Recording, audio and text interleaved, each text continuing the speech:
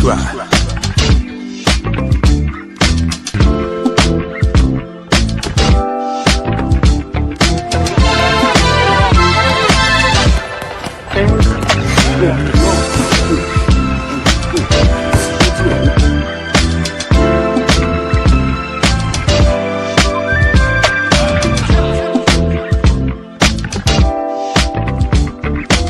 Subscribe to my guy, Uncle D. Tell him Big Bass sent you. Dennis Spurling. I'm an attorney here in Houston, Texas, an advocate for black men, largely because I am a black man. I'm a black father. I have black sons. Hey, man, I do what I do.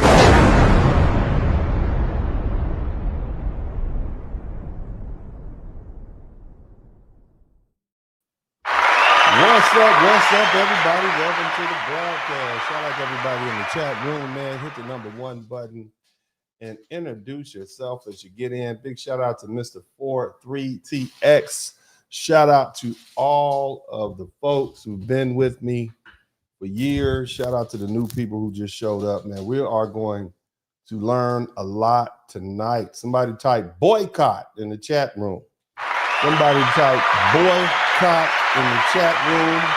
It's gonna be a red rose night. I do that for everybody, all the ladies, to try to make this face a little better to look at for you all. But anyway, man, as you guys know, my name is Dennis Spurling, and this is the Dennis Spurling broadcast. And actually tonight is going to be a very serious tone because we're going to talk about some very serious issues, some very serious events.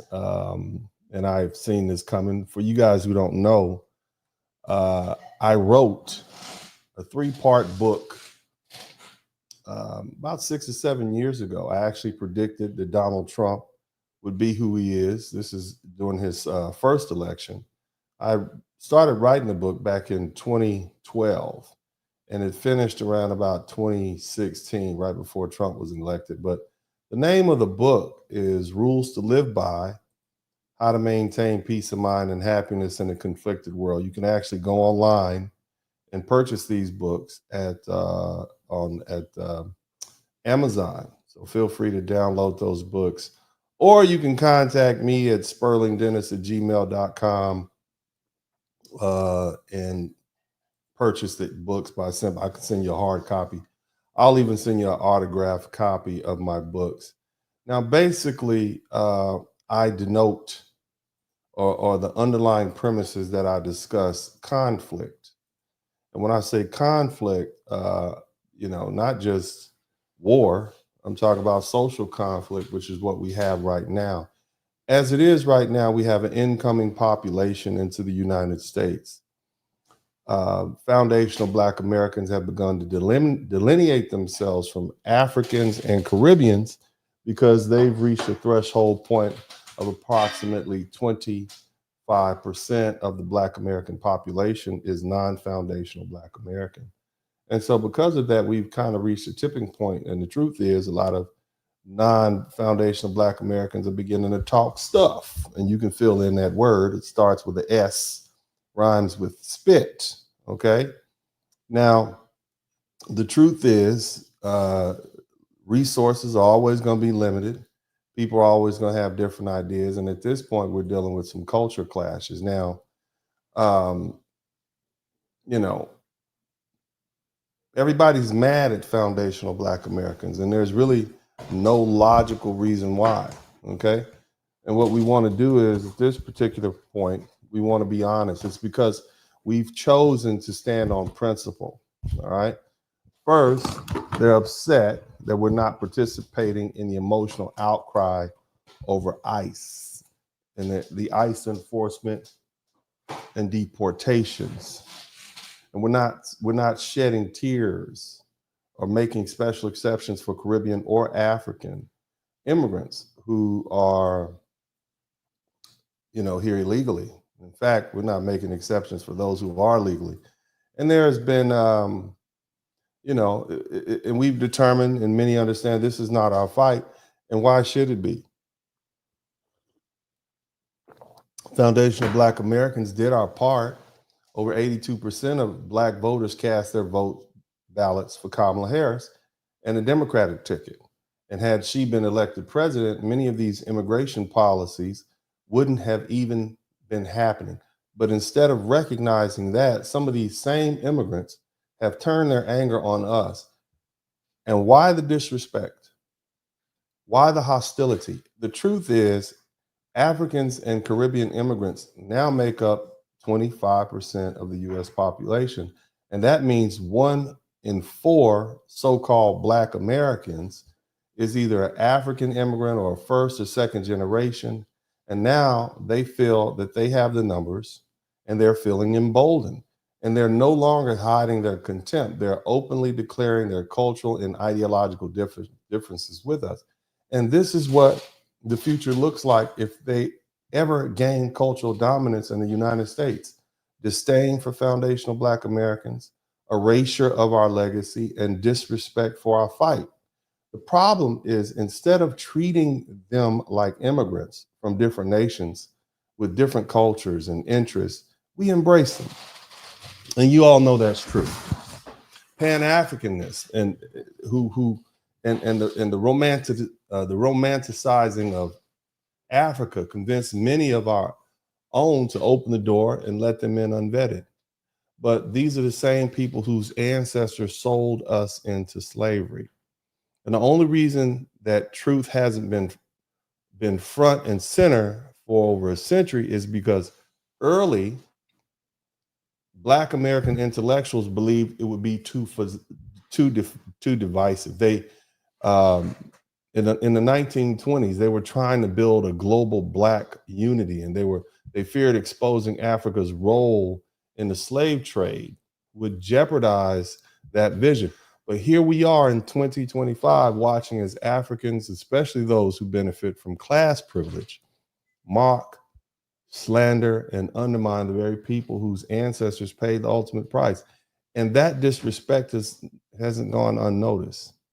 And in fact, it sparked a real outrage, especially amongst foundational Black American women. And one woman has now proposed that on August 1st, 2025, be the official date that we as a collective begin boycotting African-owned businesses in the United States. I want you to understand that. Black Americans, or there's this woman, and it's caught a lot of steam, and specifically she was speaking about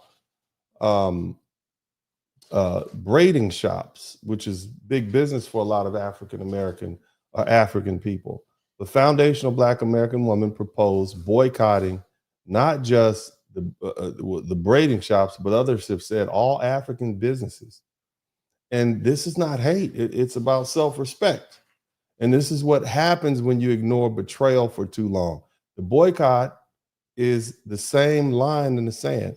And to those who dare question it, remember, if you're not willing to demand respect, then you'll never be given any. This is about respect. And it's not the first time that Black Americans have done that. Now, whether you like it or not, there's animosity. Now, I want to go ahead and share with you all this video. I'm going to go ahead and put the chat up. And let me tell you something. You are going to learn a lot tonight. I'm going to take you all some places that some of your professors and theorists have never taken you. You're going to learn a lot. So just hang in there. I'm going to try to move through this as quickly as possible, but it has to be deliberate. But let's check this video out. This is a Black American woman who discusses the boycott. Take a look. Come here. Come here. This is a message for y'all, especially my Black American women. Come here. Listen. I think it's time for us to show how strong and how powerful the Black American dollar is, since they don't believe us. I think it's time to boycott the braiding shops. That's what I think it's time to do. It's time to boycott the braiding shops. Stop going. We know how to braid. Let's braid our own hair. Support our own small businesses. Stop going to the braid shops. Teach them how to have some fucking respect, because they have none. Black American power. Black American dollar. They need us. We don't need them. Remember that. Do I wish there could be unity in a community? Absolutely. But that ain't gonna happen until they give Family friendly. Family friendly. Go ahead. Go ahead. us our fucking respect. And they've never done it. So fuck Language. all that. Boycott Language. time. No more African braid shops. It's time to boycott the African braid shops. Stop going. Let's show them how powerful our black American dollar is, since they think we can't control this fucking narrative. Since they think we got everything, let's show them how much we really fucking got. Black American power. Again, I'm gonna keep saying it. Like, follow, share, comment below. Hi guys, welcome back. All right. Again, now I want to personally applaud myself for not interrupting, because I'm doing my best not to throw my 2 cents in when people are speaking. So shout out to me again. But nevertheless, the young lady came back, and I guess she was getting some pushback, and she posted another video. Let's take a listen. In a lot of videos, want to know why is the August 1st boycott of African. I want to point out that she looks a lot better on this particular video than before, because before it looked like she wasn't prepared. She didn't know the video was going to go viral, I'm sure. Okay.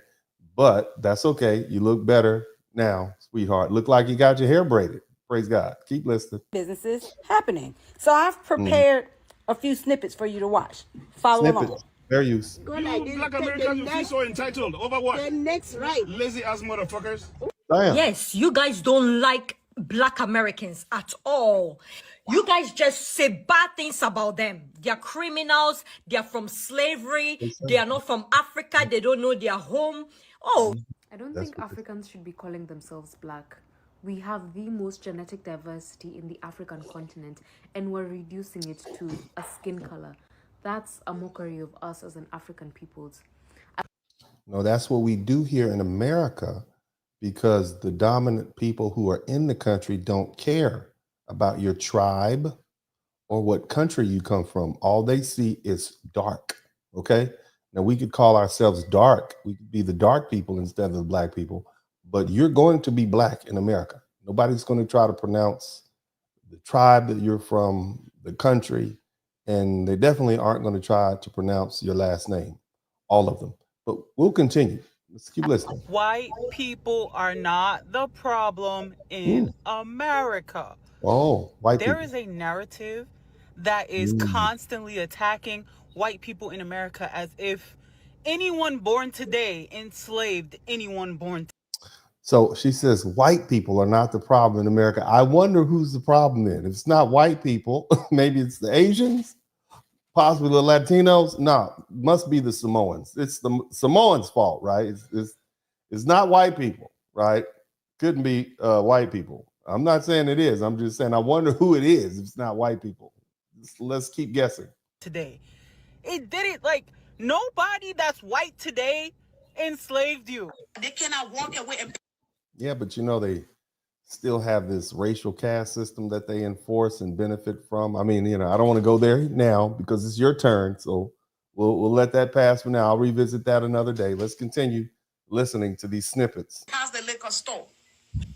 That when the cop pull all over, we don't have to stop fighting. I have my First Amendment right. What do y'all feel Have like my y'all First should Amendment do right. in order to know where you guys come from? Are you guys doing the DNA? We're test to telling see which you, part of no, Africa we're come telling from? you I we're know, from tell me. America. So That's you it. are still Like, that's- enforcing us to have to prove to you that we're black enough or we're African enough. No, it's an insidious insult to prove that you don't know where you are. That is the reason why they refer to African Americans in the slur akata, which loosely translates to stray cat or cat without a home. So by forcing you to say, I don't know where in Africa I'm from, it is as if you don't have a home to live in. Now, the truth is, many of us foundational Black Americans are of mixed heritage. Some of us are of European, Native American, some have Asian heritage. So it's not just African heritage. And the other thing is, many of our African American brothers, our foundational Black American brothers, are also children of people who were here before slavery and who were not slaves. Did you know that approximately 10,000 people of African descent were in the United States free and living free before 1860. So yeah, invariably, some of those people were here before the first Europeans came to colonize. So let's just keep that in mind. All right, but we'll go ahead and let them proceed with this because we got a barn burner tonight. I hope YouTube doesn't mess me up and demonetize my channel. And remember, if you learn something, I should earn something. Let's don't feel like we need to do that. Well, then that's disrespectful. How is that disrespectful? Because you don't even want to try. Y'all not even taking the time to talk to us without criticizing us. Yes. We're weak, we're lazy, we don't fuck with them. Go to the you didn't want to do the DNA test. The fact that you didn't want to do this is showing how ignorant you are. That's what we see. We didn't want to do the. You're ignorant because you didn't want. Are we talking about a baby? Are we talking about a loose baby that doesn't know who his daddy is? Or a DNA test to determine we know where about we from? We can tell. Okay, but let's keep listening. No, because of that? No, that's you sound. Who wanted to know why the boycott is happening? I hope all those preceding videos answered your question. All right. So that being the case, we had some more black people. And when I say black people, I'm talking about foundational black America. You know, we have stuff to say. You know, I don't do too much on TikTok, you know, because that's a little bit too young for me. But I will go over there and check out what's going on the tickety top. Now, here's what the brothers and sisters had to say about the boycott upon hearing about it. Let's keep listening. To whoever needs to hear this. Yes. A boycott is a boycott. That's true. I agree with that. Go ahead. A boycott is a boycott. That's true. A boycott is a boycott. This video because I wanted to support Shaya's Shelf, who is promoting a protest for August 1st. Yeah. Complete blackout on African braiding shops, restaurants, and stores, right? I'm absolutely here for this. I'm showing my support because I do this in my everyday life. I do not shop with the Africans. Ain't no African ever braided my hair, put their hands in my head, or none of that, right? I don't do the restaurants. I stopped like years ago. I do not shop with their stores. If I walk into a store and I accidentally realize, not for me, right? So she's encouraging that we do an August 1st protest all through the month of August. I think it should continue throughout for the rest of the year. Right? Let them really feel the heat. Okay? Because they are confused about who they are, who we are, and what this is all about, right? They're so busy licking boots. They don't seem to want to give us our respect. They need a wake-up call, right? Because clearly they don't understand that the large majority of why you are even in the space that you're in is because of us. And that our dollars are the ones that pay your bills. They just don't because we black them out. I want to see how many white people finna support y'all, right? I want to see how many of y'all businesses is really going to be able to stay afloat month after month of black people not supporting you. Okay. Right? Like, let's really be about it. So in support of Shaya's Shelf, I am even pushing past August, but it starts August 1st. Okay? Boycott. Complete total blackout on Africans. Period. Okay. I don't know if it's just me, but I honestly feel like I have anxiety and like legitimate trauma associated with these establishments. Like, it's that bad. You're there all day. They tell you one price when you get there and then tell you something different when they have you sitting down. They're disrespectful. They're rude as fuck. It's to the point where it's like dehumanizing at this point, honestly. Like, it's just not healthy. Like, I just don't think it's good for black women's mental health to continue to patronize places that dehumanize black women. And this is something that I've noticed. It's like the ruder you are with some of the people that work at the salon, the nicer they are to you. Like, it's weird as fuck. It's like they... Now I'm going to take a point of personal privilege and explain that typically when you have to be mean and nasty to people for them to be nice to you, that means they're toxic. That means they grew up in a toxic environment. And unfortunately, that is how you have to treat some people, just in general. I'm not talking specifically about any one group of people, especially including Africans. I'm not saying that, but generally, a telltale sign that somebody grew up in a toxic environment is that when you treat them poorly, they then treat you better. If you find yourself to be someone who's always running after somebody who treats you bad, then that means that you need to heal. Okay. Nevertheless, let's get on back to the boycott. Somebody type boycott in the chat room. Praise God. They strive in this like weird combative space, and it's just not healthy. It's not cute. It's not professional. It's just it's honestly disgusting. I wouldn't even describe it as ghetto. Like, me calling it ghetto is actually an insult to ghetto people, because I know ghetto people who still conduct themselves with a certain level of professionalism. So it's beneath the ghetto. That's how bad it is. But yeah, y'all got it. I'm done supporting these businesses. I just don't think it's worth the time. I don't think it's worth the stress. If you know any African braiding salons in the Philly area, or in any area for that matter, that showcase just a certain level of professionalism, please comment below. I would love to support them. You know, we love to circulate the black dollar, but what I'm not about to do is support businesses that See, that's another thing, and I spoke about this recently. When you give money to African businesses and Caribbean businesses, keep in mind many of them are sending money back home. And so those dollars that you give to those African businesses and those Caribbean businesses are basically sent home in the form of remittance to places like Jamaica, Nigeria, which are the two highest receivers. Nigeria, I believe, received billions of dollars.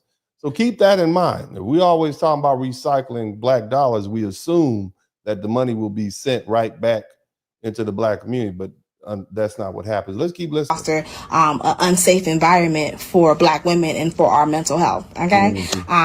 Yeah, I will not be supporting these businesses that disrespect black women. I don't give a fuck if you're Asian owned, black owned, African owned. I don't give a fuck. If you disrespect the black women, you will not be getting my money. If you're not black, just keep scrolling. This video is for my African Americans and African brothers and sisters. Specifically for us. I am so confused. Why am I seeing that on August 1st, African Americans, or a specific African American, has forged a protest against African businesses, from African restaurants, African braiding salons, anything that is African owned. They have started a campaign that on August 1st, we as Black Americans. Now, you said you're a Black American. Now, I'm going to let everybody look a little closer. And I'm just saying, judging by the length of your forehead, just me, okay, I could be wrong, but judging by the length of your forehead from the center part of your eyebrows to your head, you seem to me, just me, to be, yeah, you're a Black American, but this is one of the reasons we need to delineate, because some of these foreheads are telling the truth. Okay, now I know I got a forehead, okay, and I'm losing it because Uncle D is getting a little hairline issue up there. I need to get that hairline implant, but I know my people's forehead when I see them. I'm gonna let you finish, Miss Black American. I'm gonna let you finish, but are you a foundational Black American, or are you someone maybe first generation of African descent? I'm not judging, okay? I'm not judging. You're beautiful from the eyes down, praise God. But I'm just saying, from that forehead up, I know my people, okay? Let's continue. We'll be boycotting these businesses. What the fuck is wrong with this? Okay, you cussing. I'm gonna let you think about it for a little while longer, and we're gonna move on to someone else who's gonna do less with the profanity. Praise God, because this is a family-friendly broadcast. Okay, what you got to say, baby girl? Come on. The African braiding shops again. Yes. Like, what did the braid shops do to y'all? And also, what are y'all gonna do as an alternative for like getting your hair braided? What are y'all gonna do? Where y'all gonna go? They've been all right. Group. They need their own city. They need their own state. They need their own country, bro. Like, I just seen an ugly bitch try to convince the rest of everybody else that we should boycott Africans. We should really sit out here and boycott Africans. We got all these other groups that tell us they don't like us to our face, that do whole shit against us. Y'all want to go ahead and boycott fucking Africans, bro. Africans, bro. That's where we want to start at. That's where we want to. Technically, that's not where we starting at, brother. It's about respect, sir. It's about respect. Okay, our people are looking for respect, and they feel like. Did you not see the little situation the lady put all the different clips together? That the clips show. Okay, the clips. Let's keep listening. That's just across the board boycotts. That's not, no. Don't misdirect your anger at everybody else. Like if you're angry at somebody else or something that someone did or a corporation did or whatever, don't just say, okay, well, I'm going to do this to everybody who looks like that person or is that type of person. Don't do that because everybody didn't do anything. But when the Korean people, you know, at the little Korean shops, when they don't treat you right, when you're in there getting your feet scraped and whatnot, then we always talk about them as a group. So are we making special allowances for Africans? Are we romanticizing Africans? Is this a Pan-African leakage that you have here? Is it a religion? Because last time I checked, my foundational Black American brothers and sisters were heavy into respect, and to the point that we've made white people respect us, even when they didn't want to. Okay, so just keep that in mind. And we did that at dealing with water hoses and dogs and such. So let's just be mindful of what our people want here. Respect. Respect doesn't cost anything. Anybody who comes to this country should show respect to the people who are already here, especially if those people are the ones that paved the way for you to be here.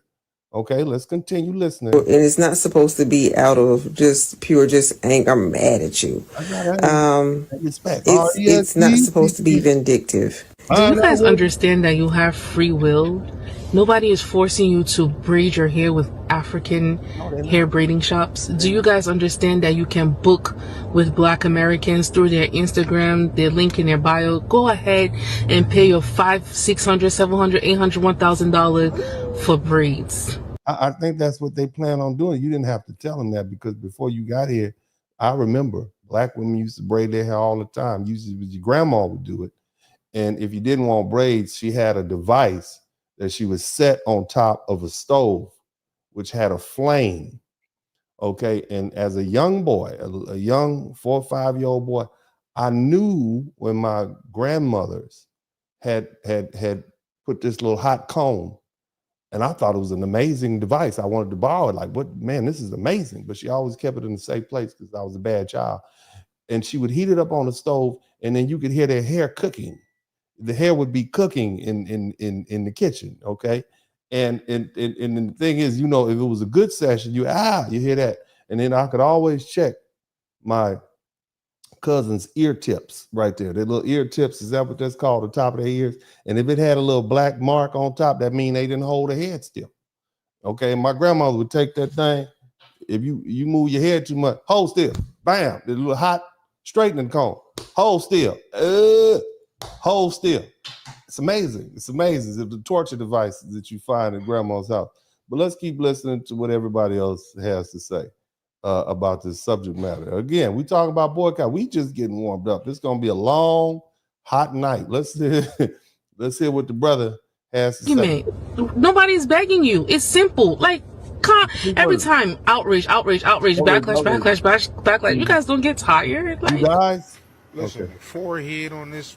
Listen, let me pinch myself down. It's just a lot of forehead. It got to be studied. It got to be. Now, this lady claims she's Black American. She can be Black American. She just might not be foundational Black American. But go ahead, brother. Boycotting African businesses. She capping so hard. Yes, Lord. For these African businesses, people in the comments starting to question, is she really Black? I know she not Black American because her eyes are too far apart. That bridge in her nose is too deep. Okay. She don't got the Black American features. We know. Believe me, let me show you what I'm talking about. This is a Black American woman eyes. True. See the smaller bridge, nose, the eyes. True. I'm gonna let him go ahead and finish this taxonomy, but let's do small. He just clown. They are not from Africa. They don't know their home. I don't think Africans should be calling themselves Black. We have the most genetic diversity. See, we back to Say that again. August 1st, we're going to start, and for the entire month of August, no support for African businesses from Black America. Now, there are some of you in the comments that are saying, well, if we're going to do this to our own people, to Africans, which, by the way, they're not our own people. They're not our own people. That's not what we said. That's what they said. Now, let me let her finish. They are not Black American, and they don't even want to associate themselves with us, but I digress. If we're going to do this to them, then y'all are saying, well, we should do this to the Asians. We should do this to the Arabs. We should do this to this. I agree. And if you want to do that, start your cause. Shit, again, I bees in the trap. I'm about this life. We can do one ethnicity. She looked like she about that life. Now let's go ahead and move on to some more intense responses from the African diaspora. Okay, let's hear what they have to say. We failed to boycott Lululemon. We failed to boycott all the businesses that are failing us. But we woke up and chose to boycott African businesses starting August 1st. I'm here to tell you that August 1st is too far. Actually, I should start like right now. Start today. And boycott it forever because obviously priorities aren't set straight. So what this young lady is saying that, hey, why you Black Americans, why you foundational Black Americans waiting on August 1st? Go ahead and boycott now. Because on the 1st is when we get our check. Okay. And when you get your check, that's when you go get your hair braided. Right now, people are trying to put together some money to make sure that they can pay the bills for the rest of the month. Okay. Today is like the last week of the month. Okay. So they don't have their braid hair money right now. Okay, that's why the 1st, okay, the 1st on the 1st of the month, wake up on the 1st. That's something that we understand. Okay, everything happened on the 1st. When I was a little boy, I knew it was the 1st because my grandmother would send me to the corner where the meat market was, and she would ask for a bag of I could get a bag of Funyuns, okay, and she would ask for a Ruth Chris, okay, and she couldn't eat it with her teeth. She had to take her teeth out. A Ruth Chris, a half a pound of hot hog head cheese, and some saltine crackers, and some hamburger meat. Okay, that's what I would be sent to the store. I would have a little note in my hand. I was 5 years old. This is probably illegal now. You can't send children up the street like that. Back in the day. Now, my Aunt Florence used to send me to the store for a pack of Newports, okay, and some menthol lights. But that's different. That's a whole different story. Y'all don't need to hear about that. But anyway, okay, that's why we wait for the 1st, okay? But I'm going to let you finish. Praise God. Right. Yeah, they are all the way messed up. On the side of her face. Let's take a look at that. Was that a growth? Is that a star or something? Anyway. Let me let you go, baby. I don't know what's going on with you, but praise God. Let's listen to this lady. We're going to call her eyelashes. Eyelashes, what you got to say? All the way messed up. You called us African booty scratchers. We took it. We call ourselves African booty scratchers, but go ahead. You said we stink when we were in school. We took it. Your eyebrows and your bonnet. Is this what you brought? This is what you picked up from foundational Black American culture? I mean, this, you all associate with the lowest rung of our culture. That's the thing I hate the most. Black American culture is far more than bonnets and eyelashes that look like little caterpillars sticking off your head. But go ahead, baby. Go ahead. Let's see what you got to say. You made fun of our music. We took it. I like the music. You said "awawa" to us in schools. We took it. Black kids talk about everybody. Recently, you came on here and made fun of all of our foods. We took it. We make fun of everything. That's what Black Americans do. We capping, jawing, roasting, bagging. We do that every day. Have you not seen my comment section? Do you not know that that's what we do? It's part of the culture. It's how we toughen you up to make sure when the white folk call you out your name, you ready to deal with it. Because if you explode, guess what? We all got to get involved. So we have learned throughout our time here in this country that what we must do is we must control ourselves and control our tempers. You see? And so what they're actually doing is basically treating you like family. They're treating you just like you're one of us, capping on you and roasting you and telling you stink. Okay, don't take offended. Somebody need to tell you that. That's what we do. I mean, shooting, playing the dozens. Okay, this is the culture. Keep going. The whole continent of Africa. You said that our food is nasty. We took it.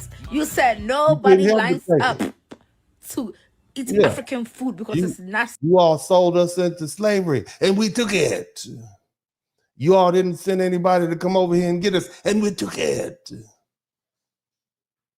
You all called us Akatas and talked poorly about us and told us we was crooks and criminals, and we took it. So be mindful of that, ma'am.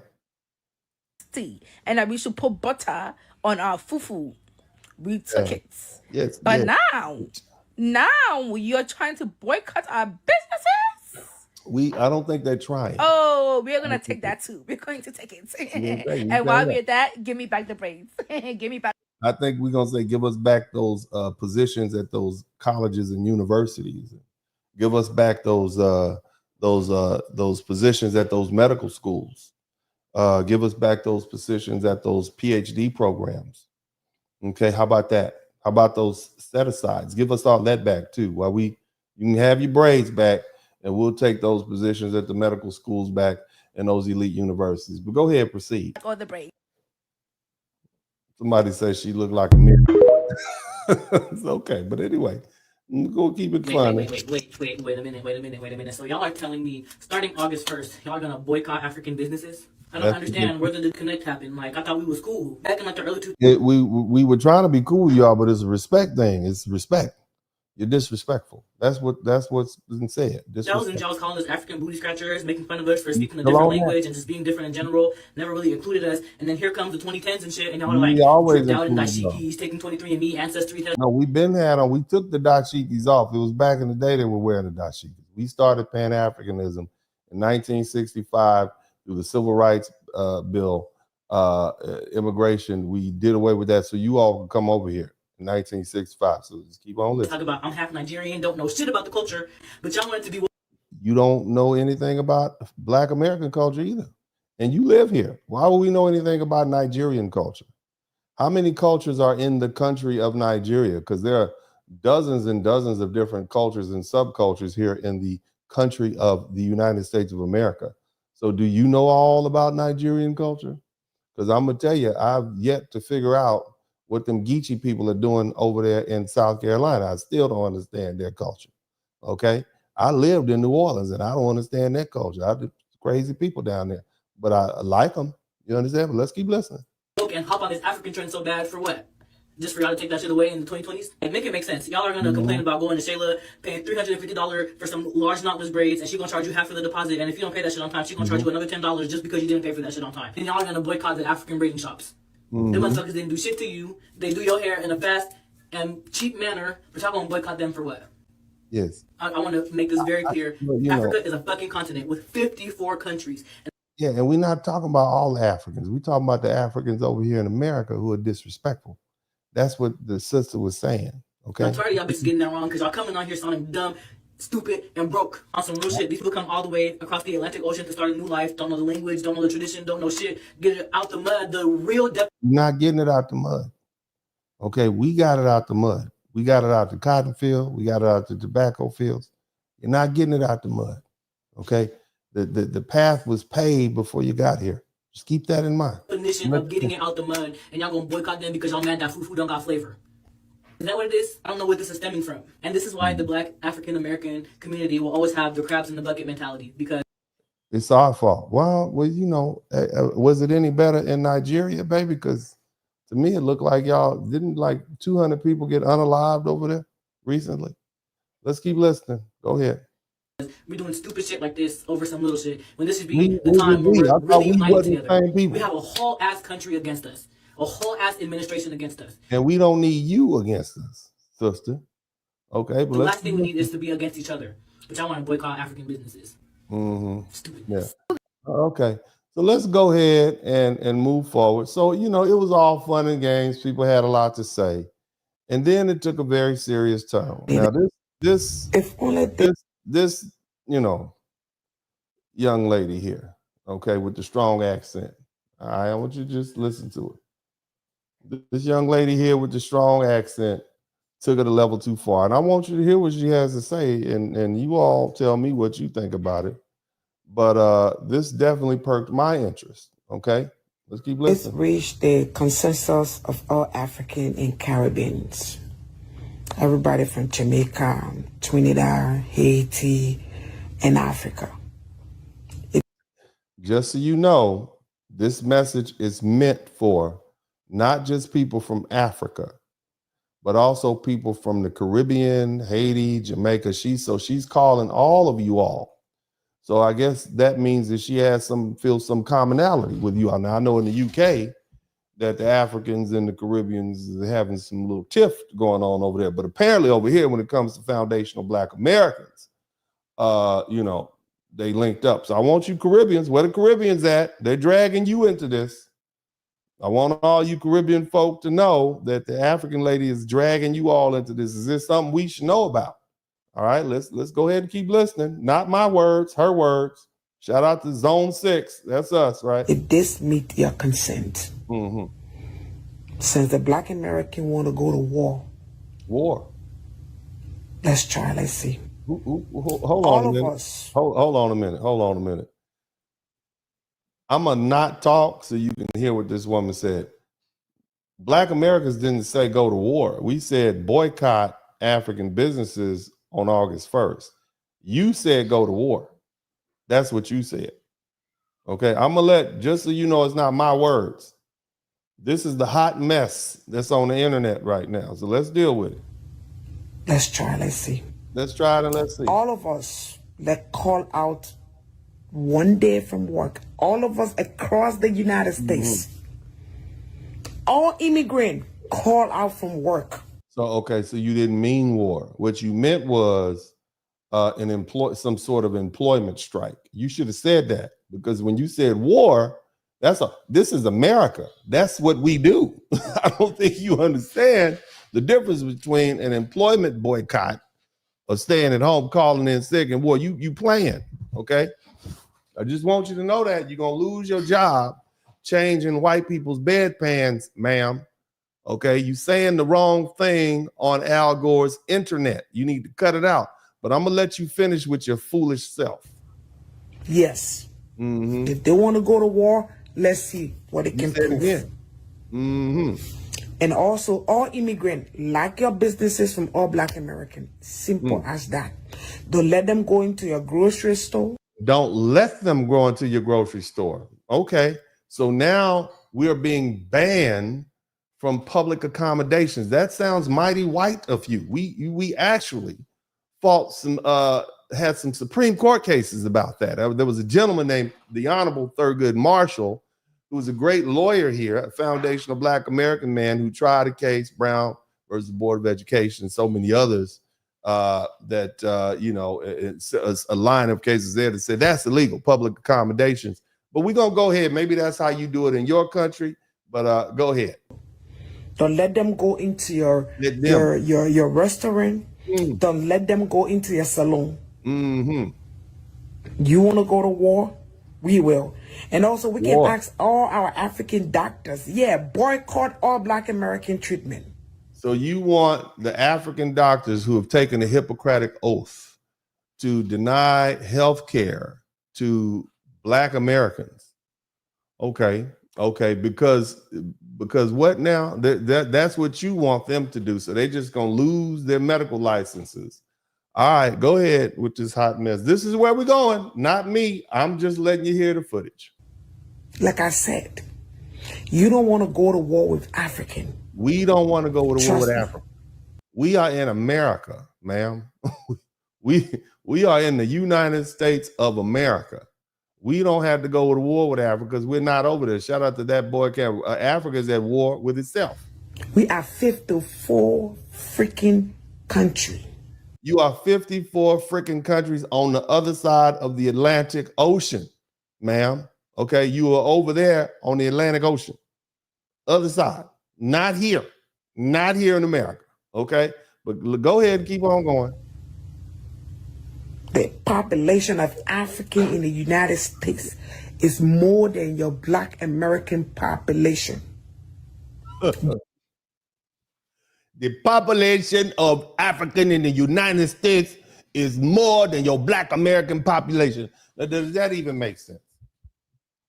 So you telling me of the 45 million Black people in the United States, the majority of them, now there's 35 million foundational Black Americans. You telling me there's a secret 36 plus million Africans here in the United States?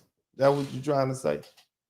Are you just making up stuff to win arguments? Is that what's going on? Seems like it. Seems like it. Okay. It to me. And you got half your forehead healed, but I can still see it. But let's keep listening. Just so you know. That's so we can know. That's the reason why 64% of the Democratic vote is immigrant.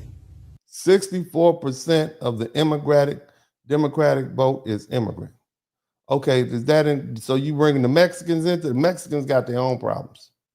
They don't really like you anyway. I'm just gonna say they got this blanqueamiento thing. They got this mejor la raza thing. But go ahead, Sweetness. Go ahead. And out of that 64, 54 is black. 54% of the immigrants of that. Okay, I'm gonna let you finish. So Black America, you don't want to go to war with us. You said war. At this point, I don't care if you're a Democrat or if you're a Republican, because the stupid black Republicans.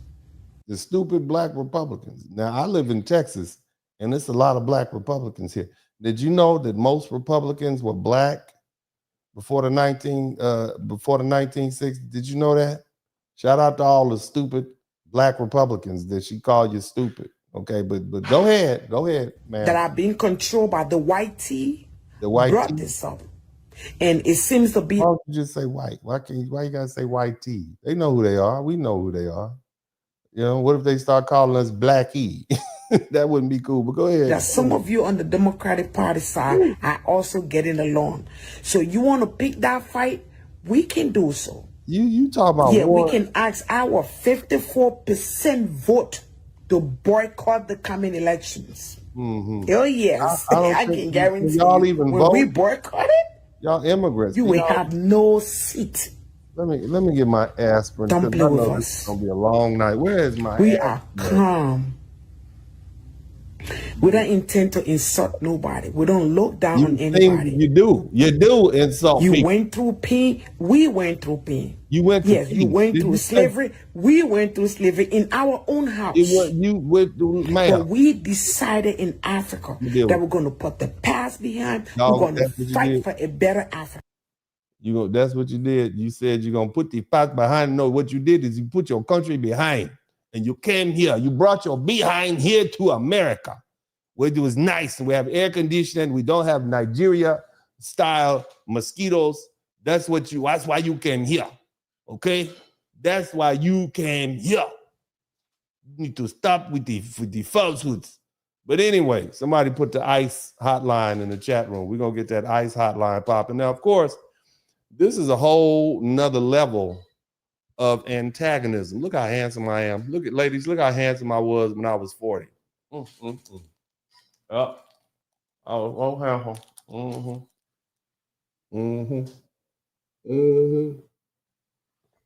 was a handsome man. But anyway, you said war too many times. Okay? And this is America, and we don't play like that. And part of our culture that you all say doesn't exist is black folk, when other people from other ethnicities begin to, I don't know, team up on us because of our race, we come together, you see? And you are going to get a response. Now, there was one brother, and this brother had this to say in response. He's apparently over at the range, enjoying his 2A. And I don't know, maybe he's working somewhere at a plant. I don't know. He's got earphones on. But I want you to hear what the brother said, because he responded directly to this lady and her threats, I guess. But let's listen. These Africans really on one. They do not like us. First off, they never liked us. But second off, the fact that they done caught wind of us boycotting, going to their businesses is fucking hilarious. Look at this bush bitch.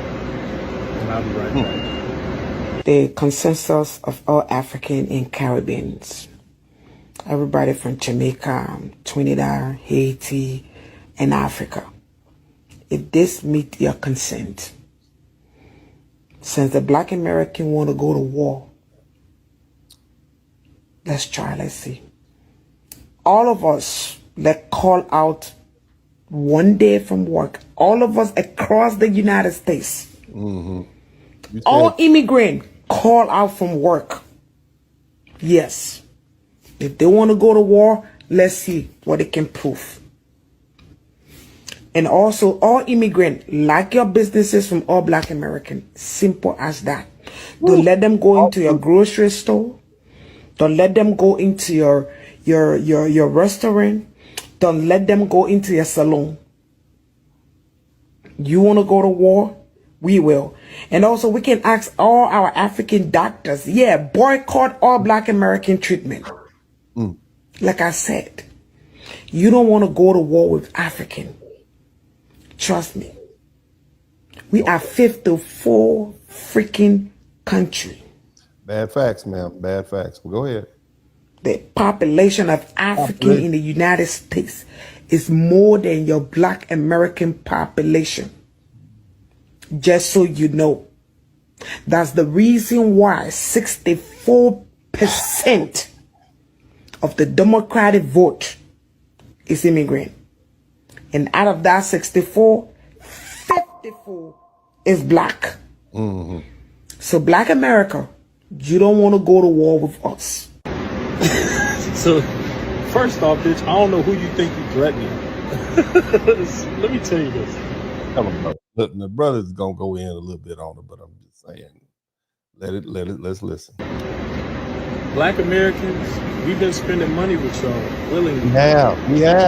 We have embraced them. This is sad. Go ahead. All we asking for is respect. That's what I want you all to understand. But go ahead, brother. Go ahead. We've been treating. Go and talk to them. Restaurants, you know, girls gonna get their hair braided up and shit. Y'all been of service to Black Americans. Y'all know y'all serve us, right? A well-paid slave is nonetheless still a slave. I don't give a fuck how much y'all charging for them all the braids and shit y'all doing. Black women have it to just live with something. Even though y'all be sitting around her doing her braids, talking shit about her the whole time, she know y'all been talking shit about her. She know. So anyway, family, it's time for us to really dig into the learning. Now, some of you all know a gentleman who goes by the name Professor Griff. Anybody know who Professor Griff is? You know who that is? Professor Griff. Because see, what's happening is this gentleman said the following, and I'm gonna let you all hear what Professor Griff had to say. Okay, I'm gonna let you hear what he had to say. Okay. I want to see you because you could be anyone that we talk to. Let me get this popping first. Okay. Everybody has something to say when Black people. Way beyond some TikTok information. I want to be able to YouTube clip.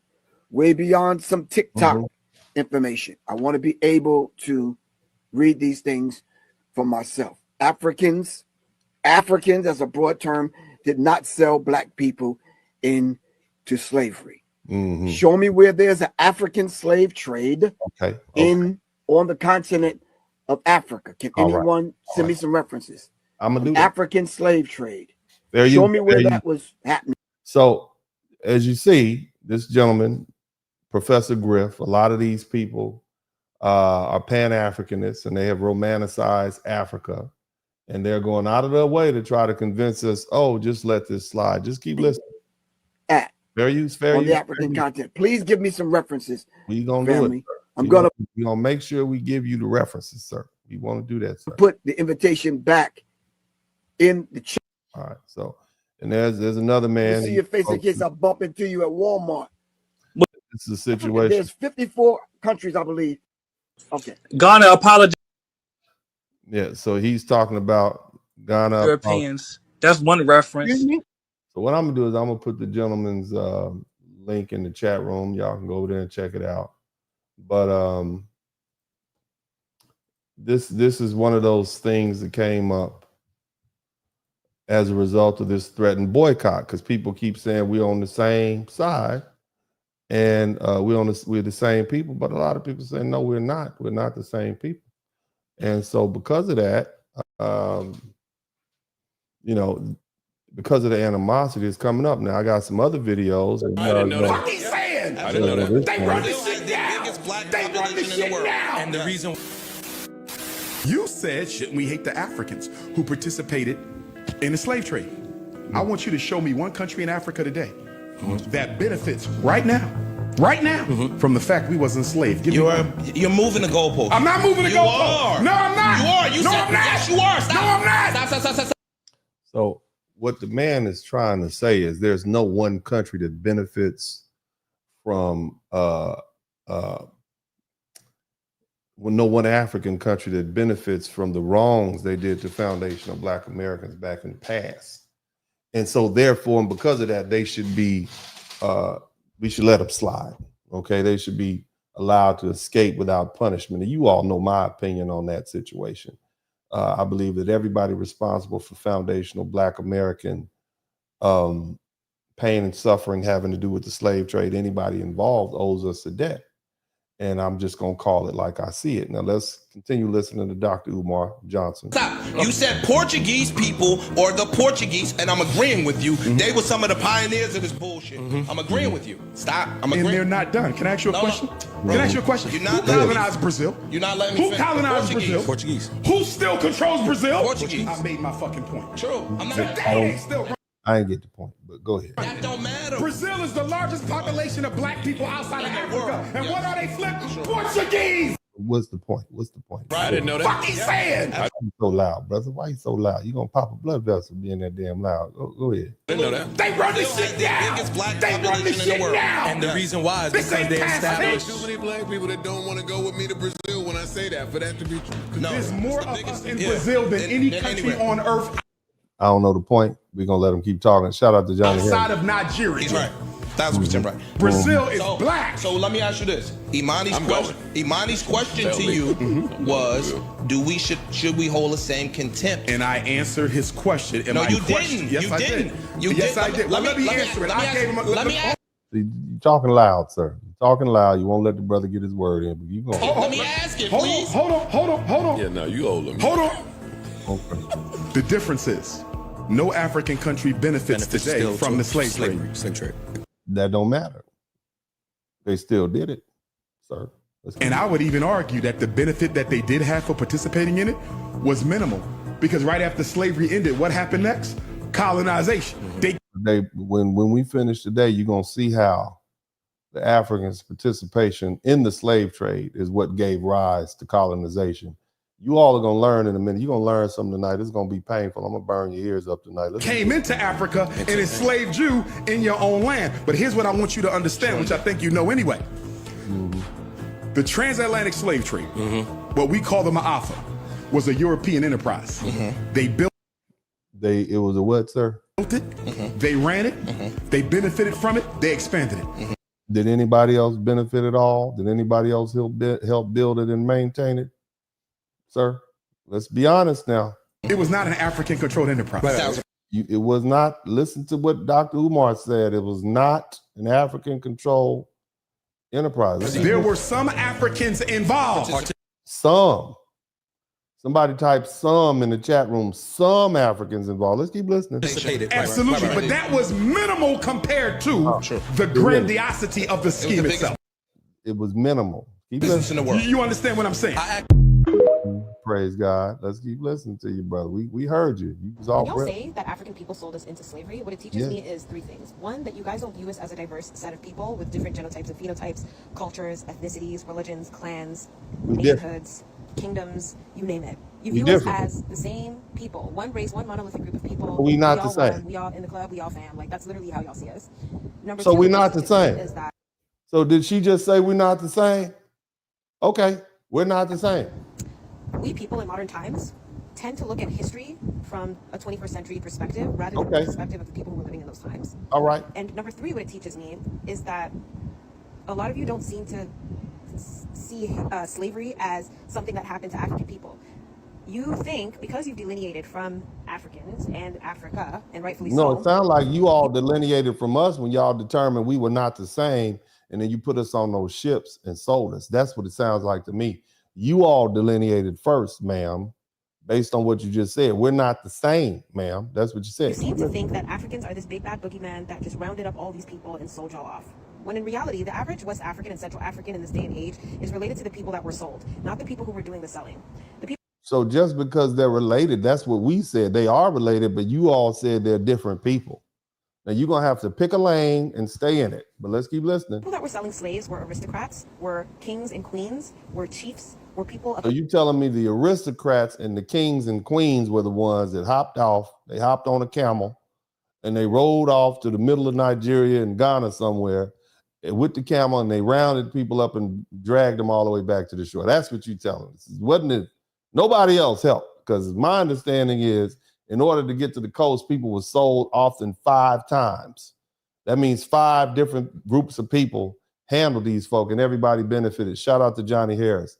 And those are different kingdoms. Let's keep listening. High status in power, militarily and politically. Mm-hmm. And there were slave catchers, don't get me wrong. Oh, you. What I'm not going to do is try to pretend as if there weren't average, everyday Africans going around capturing people and selling people off for a quick buck or a mirror or some alcohol. We're not going to sit up here and pretend as if that hasn't happened. It was big business. It lasted over 5 centuries. And on top of that, 1,300 years before that, you were selling folk in the transatlantic slave trade. So this is your business. Let's keep listening. Happened. But what I'm trying to say here is that the average West and Central African today has ancestors who are related to the people who were sold. They have ancestors who have daughters that were kidnapped. They have ancestors that have husbands, that have wives, that have uncles, that have aunties, that have parents that were sold. So just because they were sold and they sold some of their relatives doesn't mean they're absolved of guilt. I know it's people who unalive their own family members and steal from their own family members. Let's keep into the listening. slave trade that were brutalized, beaten, sexually assaulted, You're not shipped gonna off get to any the points Americas, for that. never to return again. Yep. Nope. And I feel like y'all don't realize that because you don't think of slavery. What you mean? We're better educated than you all. Black Americans are the most educated group of Africans on the planet. What are you talking about? Let's keep As something listening. that happens to African indigenous people. Whew. You think of us as separate from your ancestors, when your ancestors are oftentimes related to a lot of West African people in modern day times. So are we related and we the same people, or are we not? You're going to have to pick up a position and stick with it, ma'am. Another thing you have to realize is that the Black identity I ain't got to realize is nothing. new in history. There was no Black identity in Africa. Oh, so we're not Black. There was no Black identity. We're not Black. Got As it. a whole, we were never all a bunch of Black people just betraying each other and selling each other. African indigenous people were at war with each other and were oftentimes selling prisoners of war and were also raiding. They were selling prisoners of war. So you mean the little babies, the babies and the children that were gathered up, the women who were gathered up and marched to the shore. Those were prisoners of war. The babies are prisoners of war. Is that what you try? This is the bull crap. How many times are you going to try to run this game down to us for us to just go ahead? I'm gonna smack you down tonight. Everybody's getting smacked down tonight. Let's move on to somebody else. Right. This is where a lot of that comes from. Mm-hmm. So the Fulani, predominantly Asian, Arab, yes, with a little bits of North African. Ew. They were buyers and sellers, so they were traders. Ew. Okay, they would go around. They don't really have a home. They're very nomadic. Okay. Okay. They actually did engage in the act of selling their own people. Snitching and telling. So Keep they talking. did. When it was found out that they were in fact doing this, Mm-hmm. it spread, and they are very looked down on even to today. Oh. They do not actually even have a land of their own. Okay. Most Africans have family land. They do not. Okay, we're gonna move on. You told me the answer was chat. Your answer came from Chat GPT. Now, the interesting thing about that is I asked you to let me know exactly what tribes profited from slavery. Okay. This brother is from Nigeria. Okay, and he is defending his people. Okay, we're gonna listen to him too. Let's listen to what he got to say. All of them snitching and telling. Arab interest. Hold on. Go ahead. See, I love this for you. When I asked you about something that you're supposed to believe in, and that you should know the history of your own people, my people. You told me the answer was chat. Your answer came from Chat GPT. Now, the interesting thing about that is I asked you to let me know exactly what tribes profited from slavery. Okay? I'm going to let you know tonight. You named the Yoruba tribe of Nigeria. Interestingly enough, I am from Nigeria. Oh, really? Largely, Yoruba people are Arab. Oh, they're Arab. So you telling me, are you Arab too, sir? You look pretty black to me. I don't know if you look Arab, but go ahead. I'm gonna let you finish. Many of them participated in chattel slavery at the behest of their Muslim, i.e. Arab, interest. So it's the Muslim people's fault that the black people gathered each other up and sold them into slavery. This is the Muslims' fault. All right, keep going. Now, I do not see this level of energy for the Arab or Muslim cultures that also highly benefited from chattel slavery. But we're focused on you right now. See, we're focused on you all because you all are the ones who come over to the United States and pretend to be Black American or pretend to be foundational Black American, and you harbor these insidious beliefs about us. And so that's why we're dealing with you right now. This is your day, okay? This is your day today. But go ahead, brother. Go ahead, sir. Now, interestingly enough, any supposed wealth that was acquired by these African kings, not tribes, kings, individuals. So you're saying it wasn't a whole tribe to benefit, it was just this one king and he's long gone and none of his kids, none of them benefited from it. That's what you're trying to tell us. Let's keep why I say I know you do not have a full understanding of it. We don't have a full understanding. It's our fault. We don't have it. We've had 500 years to figure out why we're over here and how we got here, but it's our fault. Keep on going, the sir. Operation worked because you assumed that the wealth or anything that was acquired through the sale of slaves was then matriculated amongst the people. Sir, we don't give a damn where the wealth went. We're talking about the fact that your folks, those people in Africa, those people in Nigeria participated heavily in the transatlantic slave trade. And now that the bill has come due and we're calling you on it, especially because of your disrespect, and we're taking a second look at you all, we're saying, hey, you know what? You better watch it. That's what we're saying. And you got this other bad-built woman talking about she wants to go to war with us. And all we're asking for is respect in our country, a country that we built. The only reason you're here is because of us, sir. As if an entire tribe or group of people benefited from this. This is an individualized effort. I bet. Okay? Even within the tribes themselves, even those that participated, there were people that did not function in this space that were inherently Yoruba, but did not benefit from participating in the slave trade. I know. Okay? I know. That's part one. What's the second part? It was not as slavery was constructed by Europeans and Americans. This is why I say to you that you do not understand how this. No, what you're trying to tell me is that slavery in Africa was nice, and these people who were prisoners of war and who were being captured and hauled on the ships by these Europeans for 5 centuries, not 5 years, but 5 centuries. You said you had absolutely no idea that the atrocities that these folk would suffer. Shout out to Eddie B. I don't believe you, and because it's documented, I truly don't believe you. And I just think you, like so many other Africans, are just trying to dip and dodge and pretend like what we know to be true didn't happen. But I'm gonna fix you up tonight. We're gonna tighten y'all up. Look, that's enough of that hot mess. Let's go ahead and dig into this thing real deep. You guys buckle up your seats. We're gonna talk about it. Now, the first thing is this. This is exactly why I don't allow Pan-Africanists to lead the conversation when it comes to the transatlantic slave trade or anything serious having to do with race relations, because they're just not qualified to do it. Okay, I don't care. I know you all, you guys who've been here for a while with me, you know I don't give a damn what folk think. I'm gonna tell the truth whether you like it or not. But here's the thing: when it comes to the transatlantic slave trade and its lasting impact on foundational Black Americans, see, their loyalties are tied. See, it's not the truth. Okay, their loyalties are not to the truth. It's to an ideology. It's to personal relationships and fantasies of some global black unity. And so because of that, they ignore historical reality. And let's be honest, when we're dealing with people like Professor Griff, a well-known figure in the entertainment world, he's primarily an entertainer. He's not a historian. He's not a lawyer. He's not a sociologist and not an academic in any field relevant to this discussion. He hasn't done the necessary research, doesn't have command of primary sources, and hasn't studied the legal or historical framework that would allow him to speak with authority on this topic.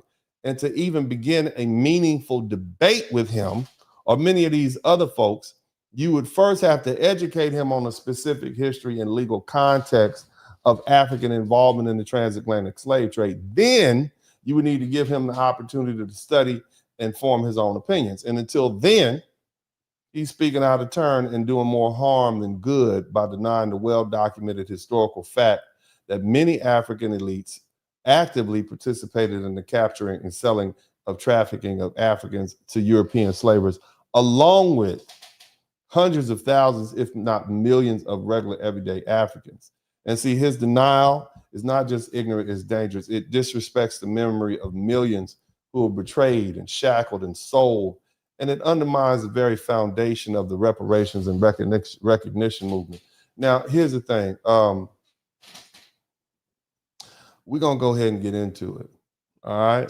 Now, people, when I looked at the video, and I didn't want to play the whole video from Professor Griff, but he's clearly unfamiliar with the facts, just like many of those regular folks. Africans saw enslaved people, but these are the points that we gather. Okay, Africans saw enslaved people sold to the Europeans as outsiders. They weren't selling their own immediate family members. Captives were often prisoners of war, rivals, or ethnic minorities, but that doesn't absolve the act. See, the intent was still transactional. It was to capture and profit. And as far as the African participation in the slave trade, it was extensive. It was mutually profitable for local rulers and their families. Kings, war chiefs, and wealthy merchants organized slave raids by regular people, right? And they built fortunes off the trade. Fathers, daughters, entire families benefited from the system. And many enslaved Africans were sold multiple times, up to 5 times. Some bartered or traded all the way until they got to the coast. And so that was not a random violence. It was structured supply chain. And so the European presence in the forts was minimal. For example, the Danish traders at Fort Christiansborg were only 20 men deep at any given time for about 150 years. What that means is they relied heavily on local African intermediaries and suppliers and enforcers to maintain operation. These Europeans couldn't last more than a year on the coast of Africa by themselves without help, okay? So the other thing is colonialism followed. It didn't precede it. The slave trade in many cases wouldn't have happened but for, or the colonialism wouldn't have happened but for the slave trade. England didn't even take control of many of these trading forts until after they had purchased them from the Danes and others, long after African rulers had already established the slave trade. Even today, Ghanaians distinguish themselves between European powers. In Ghana, Danish and English influences are recognized separately. And in fact, there's still lingering tensions in historical, in other words, they treat the Danish better. And because they are perceived as not to have participated in colonialism. And here's another thing, the families that benefited from the trade still benefit now. These are the lineages they recognize. These are the people who come over here and who already have power. So I want you to think about this, and we just now getting into this. When you went to the year return, you're financially enriching the descendants of the very people who sold your ancestors. They built their legacy of betrayal, and now they're cashing in on your longing for reconnection, which makes you a fool. A well-meaning, misinformed tourist funding the same hierarchy that profited from your people's captivity. What did I just say? What I'm telling you is that the same people who were in charge back then, their children are in charge now. We're about to go somewhere where I know you all haven't expected me to go. I want you all to take an opportunity to look up this title, and it's called Daughters of the Trade. Somebody type Daughters of the Trade in the chat room. Somebody type Daughters of the Trade in the chat room, because Professor Griff said he wanted references. And I don't know Professor Griff, and I'm gonna be honest with you, I just really wasn't a huge fan of their music way back in the day. But I mean, it was still good music. I was more of a East Coast, West Coast kid. So the East Coast was not really my thing. Now, what I'm gonna do at this point is I'm gonna introduce you to this woman here, okay? Because again, we address the surface level, and I'm gonna tell you who she is in a minute. But she is the author of a book called Daughters of the Trade. Her name is Pernille Ipsen. She's Danish. All right. Now, we're going to turn to this scholarly source. And I have this book, and I've looked at it, and I read it. We got to leave these Pan-Africanists and these quasi-historians. We got to leave them alone, okay? And they're going to find it, all these people who are romanticized Africa, they're going to find very difficult to refute what's being said. This writer, Miss Pernille Ipsen, and I'll put her name in, and I'm going to put the name of the book in here, because I would advise anybody who's truly interested in learning our history to check this out, okay? The book is called Daughters of the Trade, and she is the author. And right now, she is in the Caribbean in this particular video, which is actually 9 years old. And, the book is it's a research book that's peer reviewed, and it's a historical account that lays out in detail how African families, particularly the wealthy, well-connected, were deeply involved and benefited from the transatlantic slave trade. You hear me? The African families. And this book focuses on the Gold Coast and what's called Ghana. And it follows 5 generations of Irish and Danish men who formed alliances with African families and actually married some of these women in what was called a Kasar marriage. And that's a word that means keeping house, okay?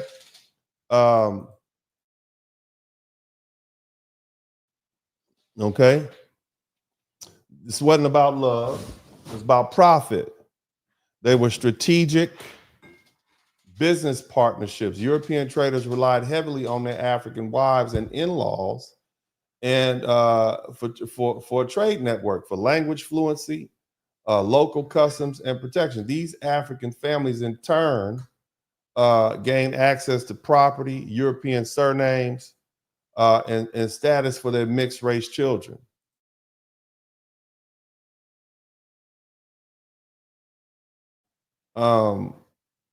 And Ipsen makes it very plain, it makes it painfully clear that African women were not just passive observers. And when I say African women, I'm talking also about their parents and their fathers specifically, who decided and approved the marriage for the purpose of what? Making money. Okay, so you got an African father who approves his daughter marrying this European man. Oftentimes, these men weren't even 20 years old. They were one of them was as young as 14.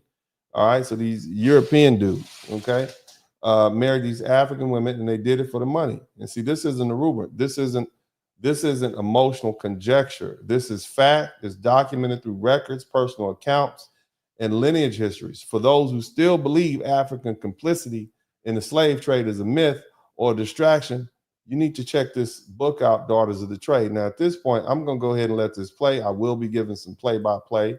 We're going to talk about it, and I'm going to explain a little bit deeper. And again, let's let this play. Somebody type to focus on numbers. I don't know how familiar you are with the historiography of the Atlantic slave trade, but you may have seen this map before. This is the map that culminated 20 years of counting and ended up then on this fantastic website that I use a lot in my teaching, and that you may know, and if you don't, and you're interested in the Atlantic slave trade, you should definitely familiarize yourself with it. slavevoyages.org. It started out as a CD-ROM that we... Slavevoyages.org. I actually put the link to that chat, that in the page. And I'm gonna go over that a little bit when I get a chance to, so you can see just how detailed it is. We all were using in the beginning, but now it's all online, and you can search on specific ships. You can search on names of people who are, when such names are known, of people who are on board the ships, and from where they left, where they went to, lots of details, which is hugely important. And it is a combination of a work that I have tons of respect for, which was lots and lots and lots of counting. So going to the sources to find out exactly what ships came, who were on the ships, and going through lists and lists and lists, and economic measures and data from the trade itself. What has been missing from the historiography or from the history about the Atlantic slave trade is a more social or cultural history of the people who were involved in the slave trade. So that has been remedied some over the last 15 years or so in books that have been focusing especially on the enslaved peoples who were brought over, people who were enslaved in Africa, and follows the Middle Passage over. And there's some work on that, though not nearly enough yet either. But when I started working on my project 10 years ago, there was nobody who had studied the lives of people who were living in West Africa and participating in the slave trade. So people who lived in, with, and off the Atlantic slave trade. And people who live with, in, and off of it. In other words, they made their money and they're living off of this. Keep in mind, keep listening. My people, the people who are the center of my book, Europeans and Africans, were people who were invested in the slave trade in a number of different ways. Usually by trading themselves, but often also by being connected to or trading goods to slave traders to the forts, and so supplying the merchandise to the forts. Or what she's saying is, even if they didn't actually sell the slaves, they brought food to the fort. They married these people. They helped capture other Africans. You understand what I'm saying? So keep in mind, shout out to Tobias Judah. Keeping the forts alive, so to speak. So around the slave trade, they kept the fort alive. Forts, there were these communities of villages that lived off the trade in more or less direct manner. There was communities of villagers that lived. All these Africans benefited from it, is what this woman is telling you. You understand me? All of them. Oh, I didn't sell slaves. Well, you benefited from it. Keep listening.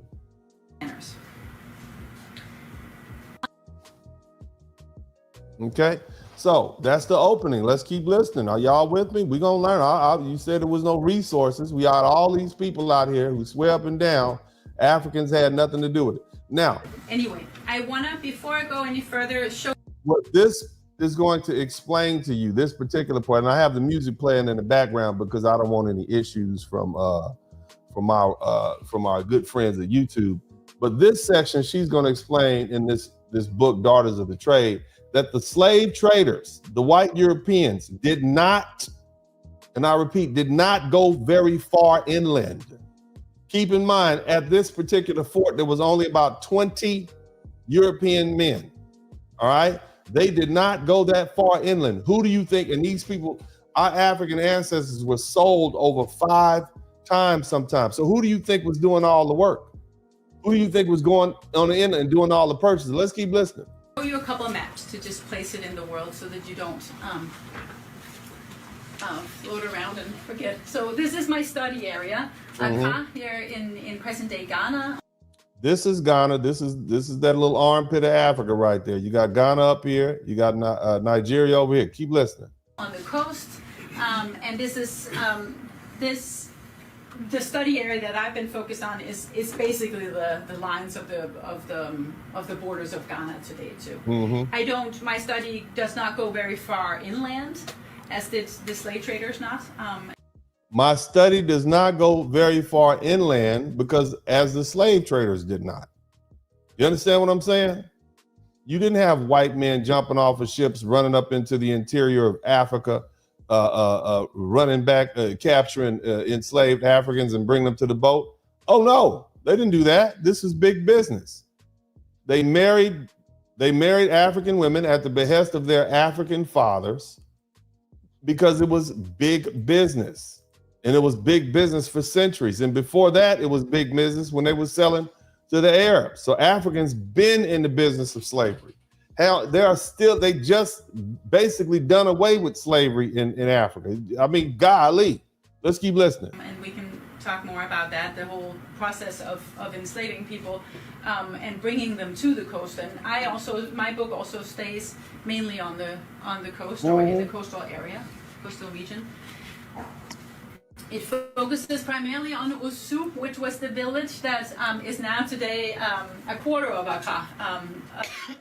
But back then was a separate village that grew up right next to Christiansborg, right next to this Danish slave trading headquarters.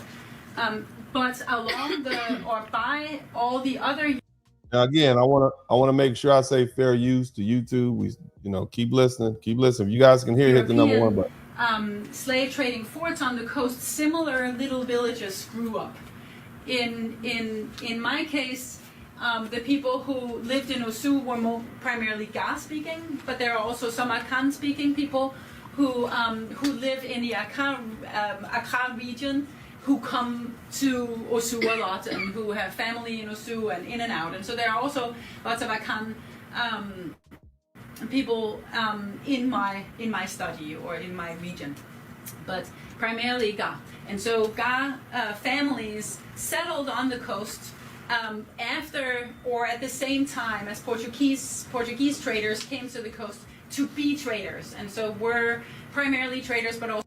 So you had Africans who were living on the coast, who were supporting the slave trade, who were supporting the forts, who were bringing these people food, marrying them. This went on for centuries. Okay, let's keep listening. You're gonna see just how institutionalized it was. And also, or fishermen, and also farmed to some extent, but they were traders by culture from very early on. They were traders by culture from very early. This is what they do. Some of them did little farmers, but for the most part, this is what they did. Keep listening. I want to also show you.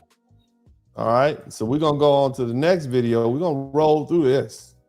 I am going to get this into your mind, whether you like it or not. Portuguese had been on the coast for a long time, and when the Danes arrived, the Portuguese started it off, and the Danes show up. Now, this particular clip, she's going to basically explain how extensive African participation in the slave trade was. In fact, she's going to say it was crucial.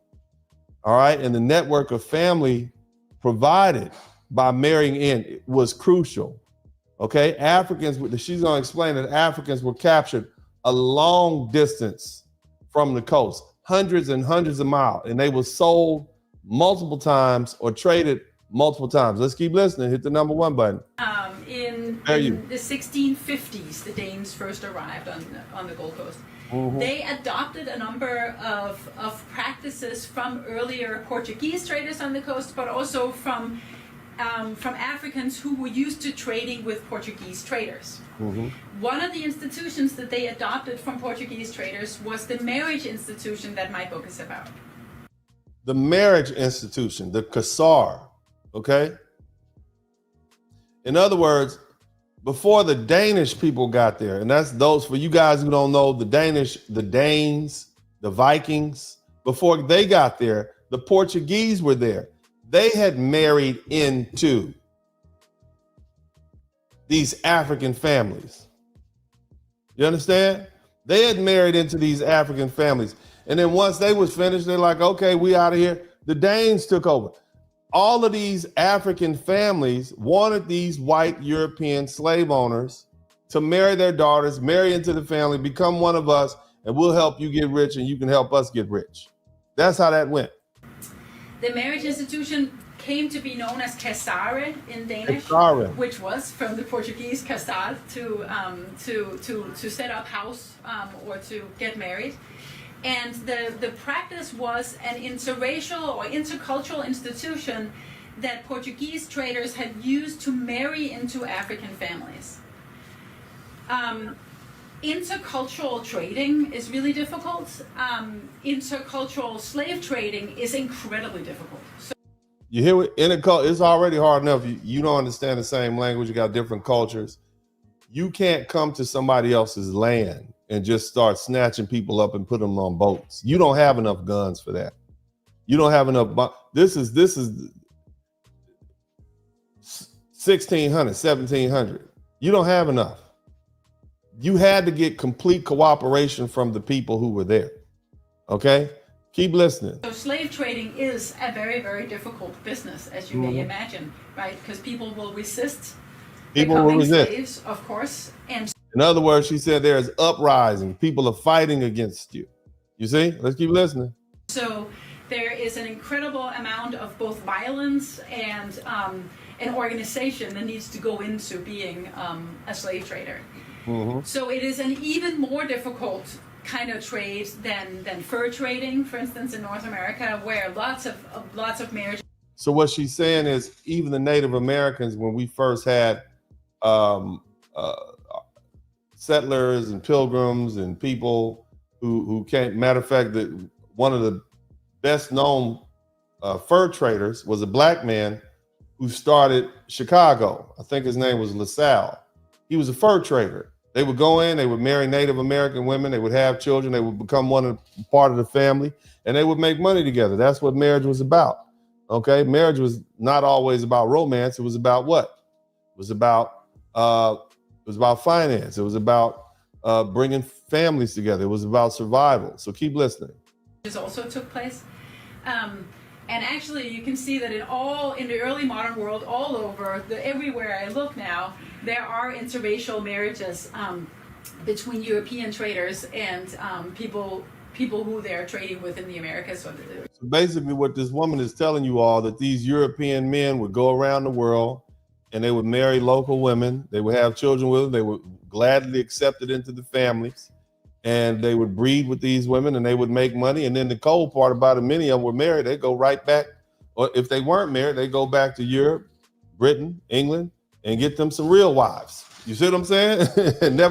never to see their little brown children again. Let's keep listening. But they were it was a voluntary duty. Okay. And I'm sure there was cases where it wasn't. I'm not saying that it wasn't. I understand. But a lot of this was voluntary. See, now we're getting a better look at what history really, a lot of these women and their families volunteered for the duty of letting these white men impregnate their daughters, marry them, help bring money to the family. Keep in mind, women didn't have the rights that they had now. They were there to serve a purpose. Let's keep listening. In North America, South America, everywhere. Anyway, in the slave trade, it was crucially important to have and sustain diplomatic and trading relations that you could count on. It was crucial to sustain trading relationships that you could maintain. All right? Because the slave trade often involves many different sales. Slaves often came from very far inland in West Africa, on the Gold Coast, but also in the other cases. I don't have this. The slave trading routes are actually on this map. So most people who were shipped out from the Gold Coast slave trading forts came from very far inland, and they would have been sold 4-5 times before they make it to the coast and get sold to the European ships. This means that when Europeans arrive on the coast, they have to count on people to travel inland to the next market.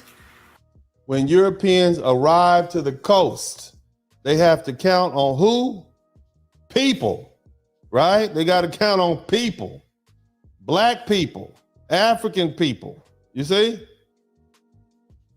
They have to count on these people, not them, black people, hundreds, thousands of them to go in there and get those slaves and bring them back to the shore.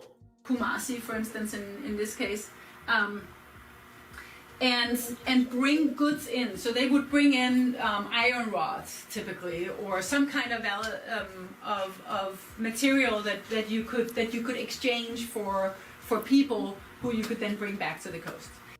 So the Europeans would give these African people iron rods so they could then go into the interior of Africa and trade slaves, other black people, for the slaves. 5 times up to, sometimes up to 5 times before they got to the shore. Keep in mind, we're talking about hundreds and thousands of people participating in this. So Europeans counted on Africans for participating in the slave trade. Europeans, did you hear that? Europeans, they counted on them. In other words, it wouldn't have happened but for that African participation. This is not me saying it. That's the little white woman right there telling on her people. Keep listening.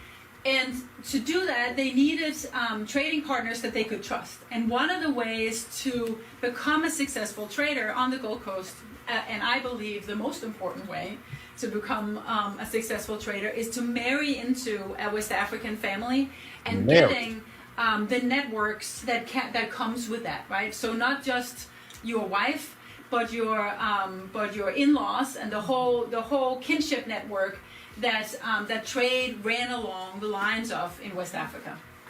And so basically what she's saying is, you came ashore, you a young white man, you wanted to participate in this business called slave trading. You found yourself a family with a daughter, you married the daughter, or what they call a Kasara wedding, which means basically playing house. The father has to approve it. So we're not just talking about chiefs and kings. The father, the patriarch of the family, had to approve it. So it's not just, these are random daddies saying, yeah, come on over here. What the Portuguese left, but we'll take this little Danish boy. Come on, if I got a daughter over here, you can marry her and then we'll give you the connections. I got a brother here, an uncle here. We've been doing this for centuries now. You just, go over there and make sure it gets sent off. Because of course, black people weren't going to get on these slave ships. You think a black person is going to get on the slave ship and go a black head of a household? Or you think he's not going? He's going to send that white boy, because everybody got bought and sold was black. None of the white people were put in slavery. Okay, so you had to have a white person to do it, because everybody else is subject to being handcuffed when they got to their final destination, working on a plantation in the Caribbean or America or South America. You understand what I'm saying? Keep listening. So in the beginning, when the Danes arrive on the coast, they adopt this practice of Kasara from the Portuguese, and it becomes a crucial institution in the trade throughout the Crucial. White men were allowed to marry into these African families, and it was crucial in order for this system to work. This is what our African ancestors were doing. Our so-called brothers. Oh, you don't understand the truth. That's like, we know what you were doing. This book has been out for 9 years. We knew about it. Let's keep listening. Slave trade of the 18th century. They then continue until these interracial marriages continue in the 19th century after the official slave trade is ended in 1803. So it continued in the 19th century. That means after 1800. Some of you all's grandparents and great-grandparents were born between 1800 and 1900. Slavery ended in the United States in 1865. I talked about the Clotilda and how that was a ship that was brought here from the west coast of Africa, brought here for 2 white men just to see if they could do it. Shout out to Jedi Sage. Thank you so much. Listen to what she says. There are almost 2 generations more before the fort is sold to the British in 1850. In 1850, the British purchased this fort, and it was the British that brought the end to slavery. The African people still wanted to keep it going. This is how they made their money for centuries. They wanted to keep it going. And it was the British who had to patrol the west coast of Africa to shut it down. That's what I want you to understand. Keep that in mind. And becomes part of the Gold Coast colony. Mm-hmm. The Gold Coast colony. So did you hear that? I don't think y'all got that. The British purchased the fort from the Danish. And that's when colonialization started. You understand me? If there was no fort, if the Danes had not been allowed to set themselves up for 150 years, and before that, the Portuguese, there would be no fort, there would be no foothold for the British to even set foot on Africa. So basically, it was the Africans working with the Portuguese and then the Danish, which set up the infrastructure, which was the precursor to colonialism. So the next time these Africans complain about what they had to deal with colonialism, well, y'all let the vampires in the goddamn door. Excuse my language, you let them in. You did business with them. You sold your own people to them for 150 years. And then now you're mad when they came in and used the same infrastructure to colonize you. You big dummy. What do you think was gonna happen? Let's keep listening to this blistering broadcast. Now, write this book about women because women often don't. Now, this particular section, she's going to explain in no uncertain terms that the British, the Danes, were literally powerless on the coast of Ghana until after the English purchased the fort and brought in the standing army and then colonized them. Before that, they didn't have enough manpower. They had 20 dudes married off to some of these local women. That's all they had. See, it was African greed that kept the transatlantic slave trade going. The African greed, the desire for money, to put money above all things, that level of evil is why. Now let's keep listening to this conversation. Make it into the sources either, is that they are so important, that they are both economically and socially on the higher end of the ladder, right? Mm-hmm. So I don't have a lot of sources to what people thought about the marriages who didn't participate in the trade or were part of the fort, or for those reasons are part of the written record of the fort. I have spent a lot of time thinking about it though. So in the 19th century, I have a few more references to it. In the 19th century, it seems to me that there's a picture, the pretty clear picture developing that some people really resented your Africans and their wealth and called them traitors for dealing with the Europeans, right? So for basically what happened after decades and centuries of interbreeding and whatnot, you start having Euro-Asians or Euro-Africans. Okay, they're the children and the children of African women and European men, and pretty soon that first generation, you had Euro-Africans. Those children married other European men, and so you basically got octoroons and very light-skinned people with European names on the coast of Ghana, involved in the slave trade. Everybody was involved. Okay, but now you got people who are saying, well, we don't like that. Well, you participated in it early on, you're making money. Let's keep listening. Marrying the Europeans and selling out to the Europeans and for being in company with the Europeans. Not very many, and I don't have very many references to it, but there's enough in the 19th century, especially later in the 19th century, that I could say something like that. I think for the 18th century, that's not necessarily the case, because what also seems to be happening in the 19th century is that becomes more and more increasing. And so once the Gold Coast colony is formed, and so it's sort of a long story, but the Gold Coast colony takes over Christiansborg in 1850, but the Gold Coast colony has really been advancing on the Gold Coast for long before that, and so there's a big war between the English and Asante in the early part of the century, and from that point on, it's quite clear that it's going in that direction, that the English will colonize the whole coast. Why is it that the English were fighting the Asante? The English were there to shut down the slave trade. Why is it that the English were fighting the Asante? Why in the hell did they have to come and colonize Africa in the first place? Africans wouldn't quit the doggone slave trade. Let's start with that. I mean, if you really just want to take a look at history, here it is. This is what you all wanted, right? You want the truth. Well, the truth is our so-called, all want all the Pan-Africanists to come on to the front. This is not me saying this. This is this woman right here who is herself a European woman, a Danish woman who was out here snitching and telling on her own people and what they did. And she's telling you what her co-defendants did, i.e. the African and the African people. And this is just in Ghana. Now, I need you all to do some housekeeping. I need you all to hit the like button. Hit the like button, hit the like button. We need to get those likes up. Moderators, let me know what the like count is right now. I'm going to continue doing my work because this is more important. Let's keep this going. Let's keep learning. And if you're learning, I should earn it. If not, that's all right. But I know I'm doing my job. Let's keep listening. From that point on, the Europeans get a different reputation. They become colonizers. They actually have power, right? So they went from partners to colonizers.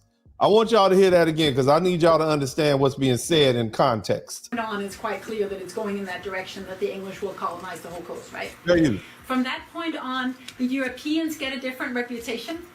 They become colonizers. They actually have power, right? They actually have cannons. They have a standing army, the English at that point.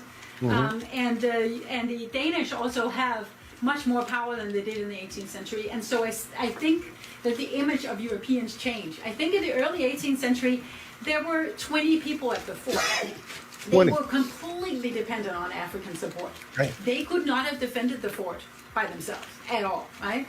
And so I think that they were not necessarily seen as very powerful or very important, to put it mildly, at that time. And then that changes. So over the course of those 150 years, that changes a lot. But in the 19th century, your Africans are sort of trapped in between. So what this woman just explained to you all is that during the duration of the time period that these Europeans had occupied the west coast of Africa, specifically what is now Ghana, or what was at that time the territorial boundaries of Ghana, or what would be within the territorial boundaries of Ghana, they did not have the manpower, they did not have the firepower, they did not have the guns to exert any control over that territory. It wasn't until after 1850 when the Europeans, i.e. Great Britain, sold or purchased the fort from the Danish, that they were then able to bring in their armies, bring in their cannons, and bring in a standing army. At that point, they were able to then what we call colonize Africa. But prior to that, they were looked upon by the Africans as weak and meaningless. The Africans, you just here to serve us. We bring you these black bodies to the coast. We exchange it for money. We exchange it for gold. We exchange it for whatever. Keep that in mind. Okay? Keep that in mind. It wasn't until, shout out to G-Town Skittles, it was not until after 1850 that the perception of who the Europeans began to change. Before that, they were partners. Before that, they were partners. It was only after that same infrastructure that they used to sell other Africans into slavery that they became colonizers. And the Africans all of a sudden, oh, we're victims now. Keep that in mind. And in the meantime, the wealthy Euro Africans were caught in the middle like, oh man, we're between our father's people and our mother's people over here. Keep listening. So some people look up to them because they have money and wealth, and some people don't. And some people see them as buying out or selling out. Yeah. Selling out. Yeah. After the All right, now y'all hit the number 1 button. Let me know if you can hear. We rolling through this. We are moving. We are making good time, and we're gonna keep on doing what we're doing. Y'all hit the number 1 button. Let me know you're here. Sometimes she advanced the traders money or goods, and other times. This is one particular story of one particular person who basically, she's telling you what this individual woman who was a Euro-Asian, the daughter of the trade, as they call it, how she helped. She would hold this stuff for them. Stay in her house. Their relationships brought her wealth, but they also kept her within reach of Danish power on the coast. One trader, Engelhard Kramer, who was stationed at Fort Kongensten at Ada, stayed with her while he was in Oslo.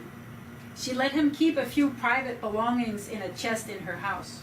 Clothes, a small towel, a hymn book, an arrangement she may have come to regret when he died unexpectedly. When the news of his death arrived from Ada, 2 assistants came down from Christiansborg and sealed up the chest as part of the assessment of his estate. But first, they carefully went through his belongings and wrote everything down and made Cooper formally declare that she had no more items belonging to Engelhard. So basically, she said she let a white, this black Euro-African woman, who was a daughter of one of the great, families and whatnot, let a European man keep some stuff in his house, her house. He died, and then now you got these other Europeans. Shout out to Samony Welbeck, came up in there and basically asked her questions and took the documents, took the property that was there. So she didn't like that because this is a highfalutin woman. How dare you? This is I run this. Keep that in mind. In her house. A woman of her status may not have liked straight. These successful people had status. These people who sold slaves on the west coast of Africa had status. They weren't looked down upon. This wasn't a shameful thing. This is 1850. This wasn't shameful. They knew what they were doing. They aren't ashamed. They're only ashamed now because Foundation of Black Americans are calling them on their treachery and what they did. They've never been ashamed of what they did. That's why these people are just now apologizing, these African dignitaries. And they're only apologizing because we as Foundation of Black Americans have done so well in this world. We're the richest Africans on the planet because they want something. I recognize a con man when I see it. This ain't nothing but another scam. Keep listening. Going through her drawers.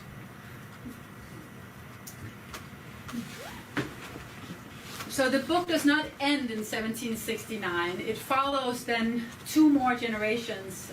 It follows her daughter's generation in the early 19th century, around the time that the slave trade is ending, and talks about how these Euro-African families transition from the slave trade to legitimate trade, as it's called in our historiography, to then the last generation that in the 30s who marry the last generation of Europeans on Christiansborg before it's sold to the Europeans, and it sort of sold to the English, and follows how the families transition to the 19th century. So to just sum up here. Now she's going to explain how the families transition into the 19th century. Now this is going to get real nasty in a minute. I want y'all to understand because some of you all don't see what's happening, but you're going to see it in a minute. At the very end, I want to give you a couple of analytical points to take away from my study. So in the book, I argue that these Kasara marriages between Gan, Akan, and Danish, Norwegian, German slave traders took place in a cross-cultural recognition of gender and class. So to say it slightly differently, when the Danes arrive on the coast, they recognize gender differences really easily, right? So they recognize that there are differences between what women do and what men do. They don't always actually understand the specifics of the gender hierarchy or the gender differences in West Africa, but they recognize that those are the types of differences they should be looking for and organizing around, which is one of the reasons that they can understand the marriage institution so easily. They recognize the marriage institution very, very easily. They recognize class very, very easily. They recognize that there are social differentiations along class. Are you guys still with me? Is everybody following this? I got some more. Keep listening. Of who owns and who doesn't own, who's free and who's not free, they recognize really fast. They come from a society in Denmark where the idea of radical freedom, or whatever you call it, like the freedom to travel and settle wherever you want, was something that only was endowed on people from the very wealthy classes, just like in West Africa. People who didn't own anything or who didn't own land often worked for somebody else and were tied into these working relationships in a number of different ways that I won't go into detail with now. But anyway, they recognize these hierarchies of difference around gender and class and freedom versus enslavement. They do not recognize race. They as a hierarchy of difference, as I said in the beginning of my talk. With time, the Khazar marriages then become central in the development of racial hierarchies between Europeans and Africans on the coast. So you could say that they're almost, these interracial marriages are catalysts for, or interracial interactions around the slave trade more broadly, but in specific, these marriages that I'm looking at serve as catalysts for a racial language that. So let me get this straight. What you're telling me, little white woman from Danish woman, is that these interracial marriages where they have this color caste system was the catalyst for the race language that we have right now. So you telling me it's because these Africans in their greed decided that, because we all know Dr. Francis Cress Welsing told us that this race thing was something that just popped up about 500 years ago, and it developed because of the slave trade. That's what she told me, and I'm just because I heard that. You telling me because these African families married allowed these European men to marry them, they're developed there the racial language that we're dealing with right now. Is that what you're telling me? So you mean we know the difference between the poor people and the rich people. We have a caste system based on class. So now we know who needs to be sold or who can be sold and who shouldn't be sold based on color. Who's inferior and who's superior? That's what you're telling me. Let's keep listening to this lady. Develops between Europeans and Africans. Mm-hmm. And that is sort of the takeaway point. Thank you. Thank you. Now, we're going to start a point now where she's going to answer some questions from some folks. People have questions that they want answered, and we're going to let her answer these questions. Y'all, let me know if you can hear this when it pops up. So what happens is... Did they do it effectively? They did. So they did. And the most important slave trading families on the Gold Coast also become the most important families afterwards. Hold on. The most important families on the Gold Coast.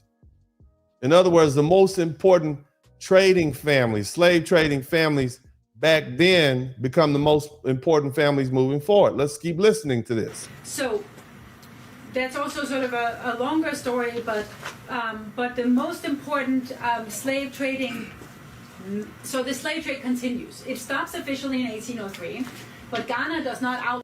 Slave trading didn't stop to 1803, but then what did Ghana do, ma'am? Or slavery until the early 20th century, and the slave trade continued.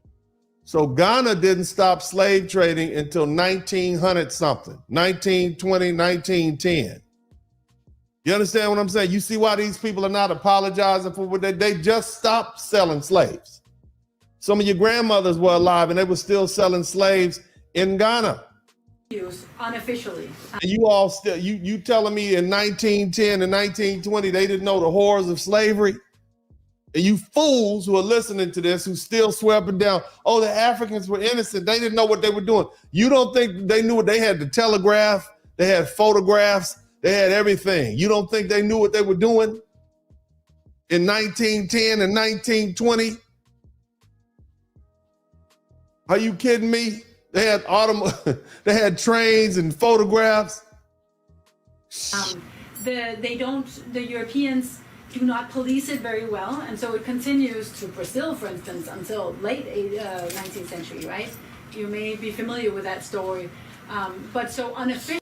She said, and I want y'all to catch that. I want you to listen to this very carefully. She's talking about the Clotilda and the Wanderer.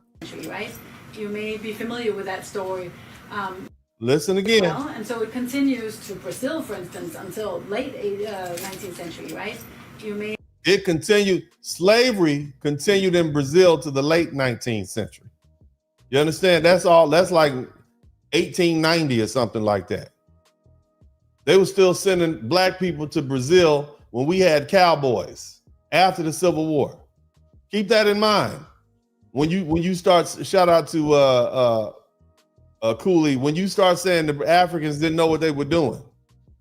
We had cowboys. The Civil War had been fought, and these people are still capturing slaves and sending them to Brazil. You'd be familiar with that story. But so unofficially, the slave trade continues. There are lots of discussions, both by missionaries and by the English colonial administration, about how to stop the trade and how to. It was the British that were trying to stop the slave trade. The British literally were the ones trying to stop the slave trade.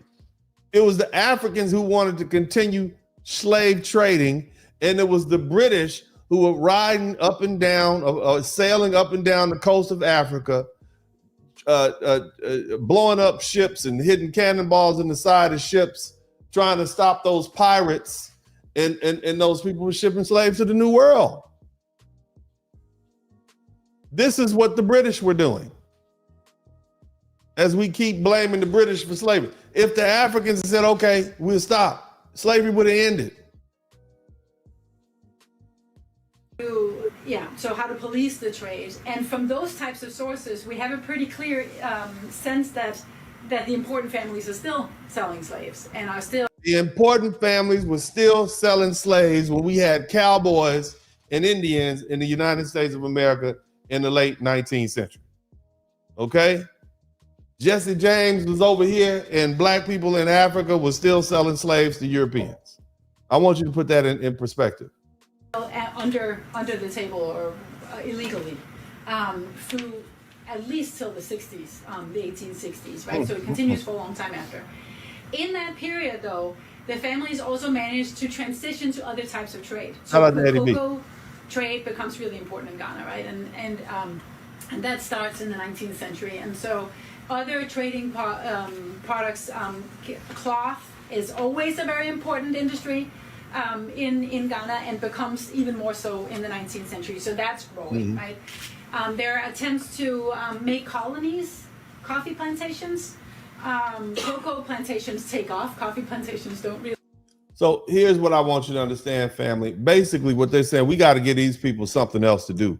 This slavery's got to end. It's bad for business. So we're going to colonize this place and we're going to force them to open coffee plantations, even though they've been selling human beings for the past 500 years. We're going to force them to do something different. And we're going to do it at gunpoint. So you begin to have to, anybody with a logical mind is going to have to say, well, hell, it seems to me that the reason they had to colonize these people in the first place because they were hard-headed and they wouldn't stop selling their own people into slavery. And that's a hard look. But these are the Africans who you all say are completely innocent and didn't know what they were doing. The British literally had to hold guns to their ancient muskets to their heads to stop them from selling their own people into slavery. This is, you can look it up yourself. Get mad at me for all you want, but when you start digging into history, look it up for yourself. It's the reason why when you see those old movies, it's always the British, and I'm not saying the British are totally innocent of anything, but there's always somebody with a British flag who comes along and blows a hole in the side of a pirate ship. Okay, I'm just saying, be mad at me if you want to. Okay, but the cold part about it is I learned about this stuff in law school. There are cases on this stuff. Shout out to Salah Saint. We're going to learn the truth, or we're not going to learn it. I'm not going to let you slide up out of here. I hope your head is exploding right now. Let's continue listening to this. But in that region. And so, yes, they do manage to stay in power. And there are still families in Ghana who have Danish names who are very powerful. There are still families in Ghana right now who have Danish last names, who are powerful right now. And she's also going to say European, but keep listening. And y'all hit the like button. There are a number of, like if you look in the phone book in Accra, there are many, many Danish names. But then there are also many English names, right? And Dutch names. Mhm. And there's a whole other thing I maybe should not go into, but that I find very interesting is the way in which the different groups of Europeans are perceived in Accra today, and what it means to be a descendant from a Danish family versus an English family. Because the Danes were not colonizers, there's some tendency both to want to say that you're of Danish descent because you weren't descended from the colonizers, you weren't descended from the English, though that hasn't stopped Nkrumah and many others who are also of mixed descent English. But anyway, it's sort of a long story, but you could also show that you have long ancestry on the coast if you can show that you are descended from Danes because they left so relatively early. Let me put that in context. What this young lady is telling you all is that, and shout out to everybody who contributes. Shout out to V4 Vengeance. I'm gonna read all the super chats towards the end. So what this young lady just explained, that in Ghana right now, in 2025, there are people of African people with Danish last names, and there are African people with English last names. And the people in Ghana perceive the Danish as the good ones because all they did was participate in the slave trade. They were our friends.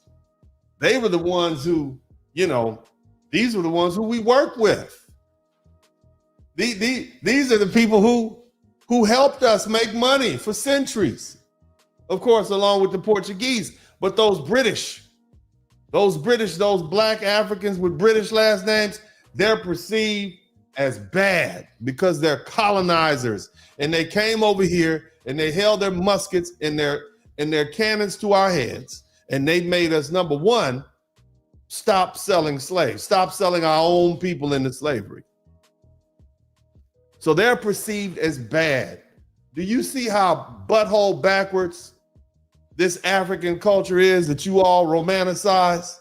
I just want you to conceptualize that.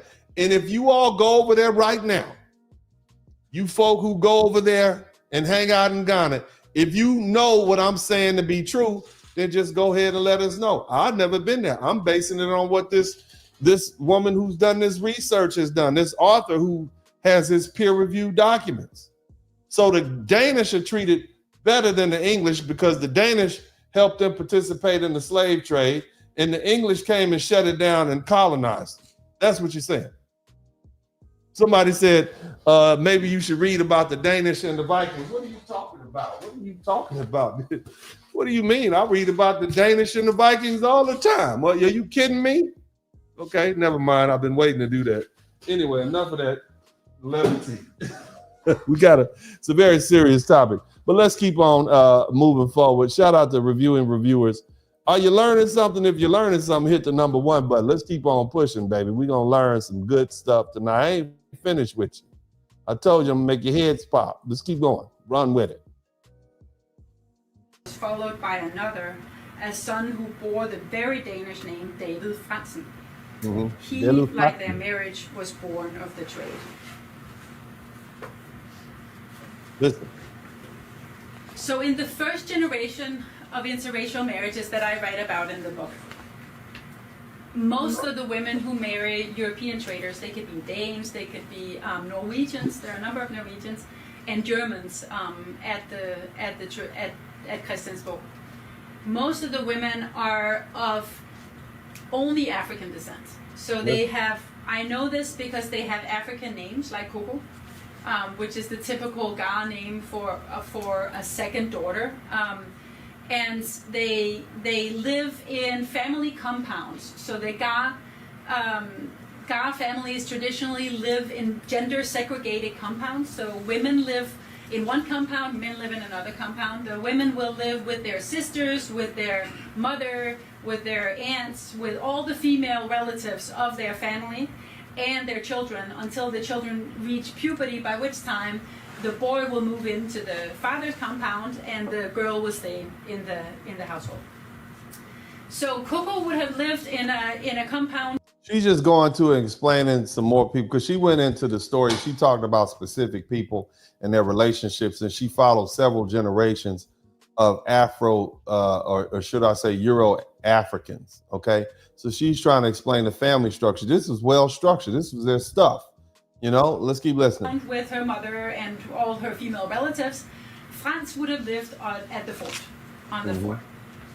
Shout out to Ida Cherry. What happens over the course of the 18th century is that that a cultural frontier, you might call it, if you were an academic, shifts in the direction of European families, so that by the end of the 18th century, I start seeing a number of women moving in with their white husbands in stone houses, if they're very wealthy, or at least very wealthy, visiting a lot at the fort, or even they weren't allowed to actually live at the fort, but they move into separate houses with their European husbands. I don't think they lived alone with their European husbands in a traditional nuclear family of any kind. I think the cases that I know well enough to say something about it suggest, and it also would be reasonable to assume, that actually these were still matriarchal or matrifocal households where the European man came and went. So European man came and went. You hear that? She held it down for me. She held it down. European men did not stay on the coast most often very long. They died. The European man did not stay on the coast very long. Here's what you don't understand. The west coast of Africa was an inhospitable place for European. They weren't ready for the bugs, the food, the diseases that arose. You had to have an African family. You understand what I'm saying? You had to have it. You see? These European men would not have survived without it. Malaria would have got them. Food poisoning would have got them. So African participation in the slave trade was absolutely necessary. They went to the extent of marrying into these women's families and staying. And it's not the women. We can't blame the women. The father is the one that sanctioned it. You understand? They got sick. They went home. They left. They went to the Danish West Indies. But the household stays. And so what I see is a shift towards a situation where a few now Euro-African women get prestige, wealth, very high standing in the community by having had European ancestors, so European fathers, European grandfathers, European great-grandfathers, and having European names, and sending their children to the European fort for school. There's a school at the fort, there's a church at the fort, and those cultural institutions become, even though they're very small, in this very small community, they become really powerful, they become really important. So what is happening is that around these interracial marriages, this language of race is developing. So, or a hierarchy of around race, where Euro-Africans are placed higher in the hierarchy than people of only African descent. So you hear what she just said? Basically what she's saying, around these forts is where the color caste system evolved.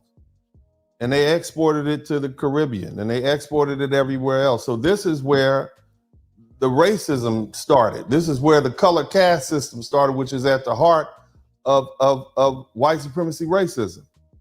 Right here on this coast of Africa. This is where it started, with these interracial marriages manufactured and created for the sole purpose of greed and selling human flesh into bondage. This is what this evil produced, something we're dealing with now 500 years later. I want you to understand the context in which what you're learning here tonight. This is the source. Now, of course, I'm sure people had their preconceived ideas from people before, but this is where it was honed. This is where it was sharpened, right here.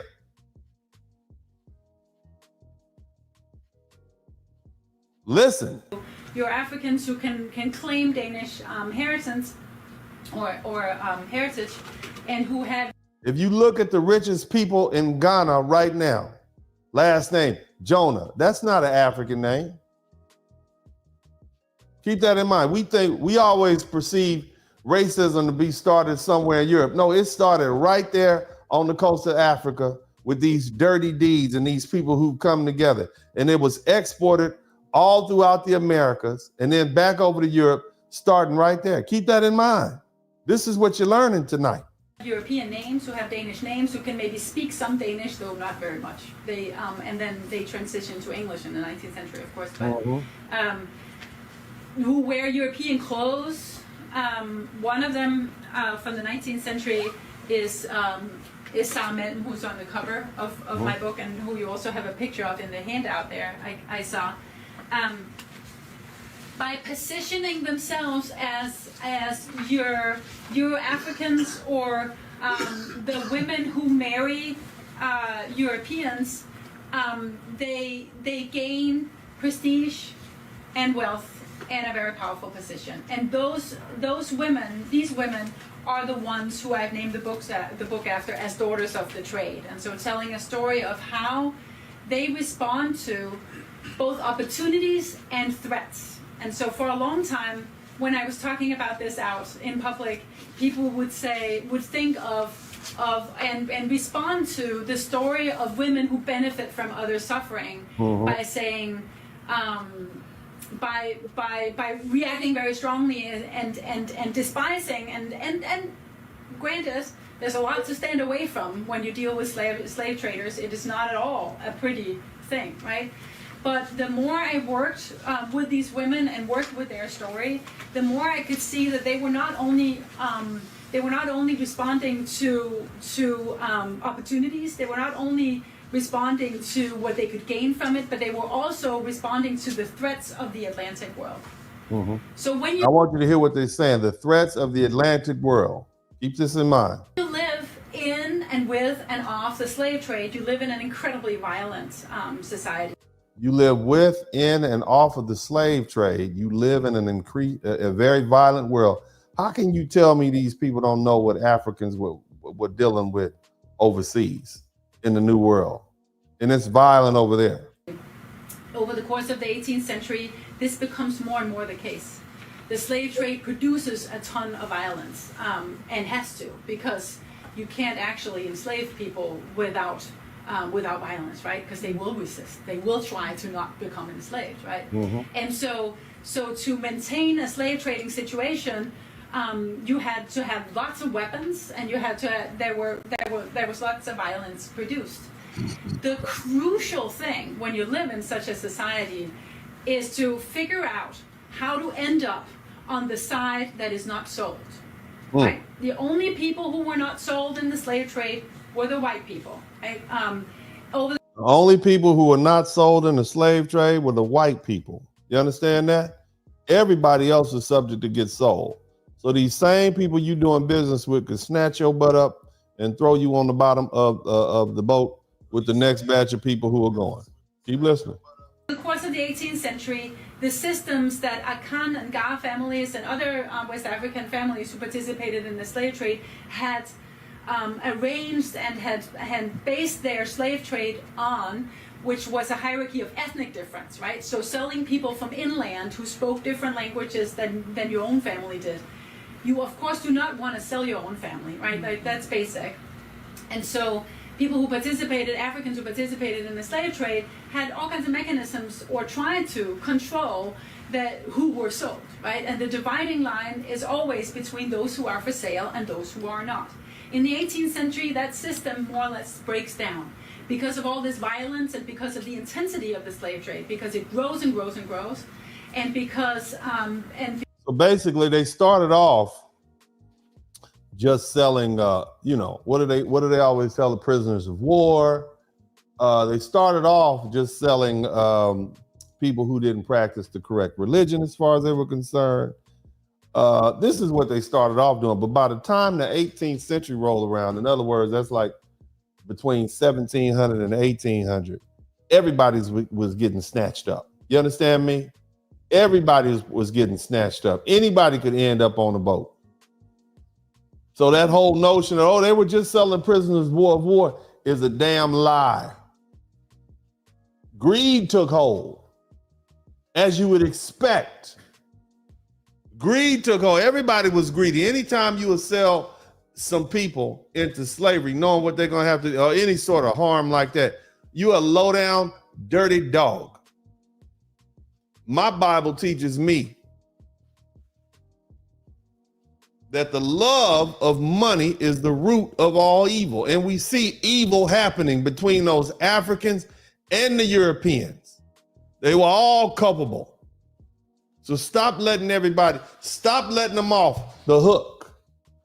Keep listening. Because Europeans get a hold on through this colonial system. I'm telling you a longer story, sort of short, but or cutting it a little short. Because they get a hold on the trade in a number of different ways, and in a number, by a debt institution primarily, by holding people hostage in these pawn situations where a family would pawn their sibling or their son or their a family member to the fort, and then they would travel inland with iron rods to get people who they could then sell and exchange for their family members who were on board the ship. Or you hear what she just said? Let me explain what this woman said. She said basically, these white men were not just going to give you these iron rods without having some collateral.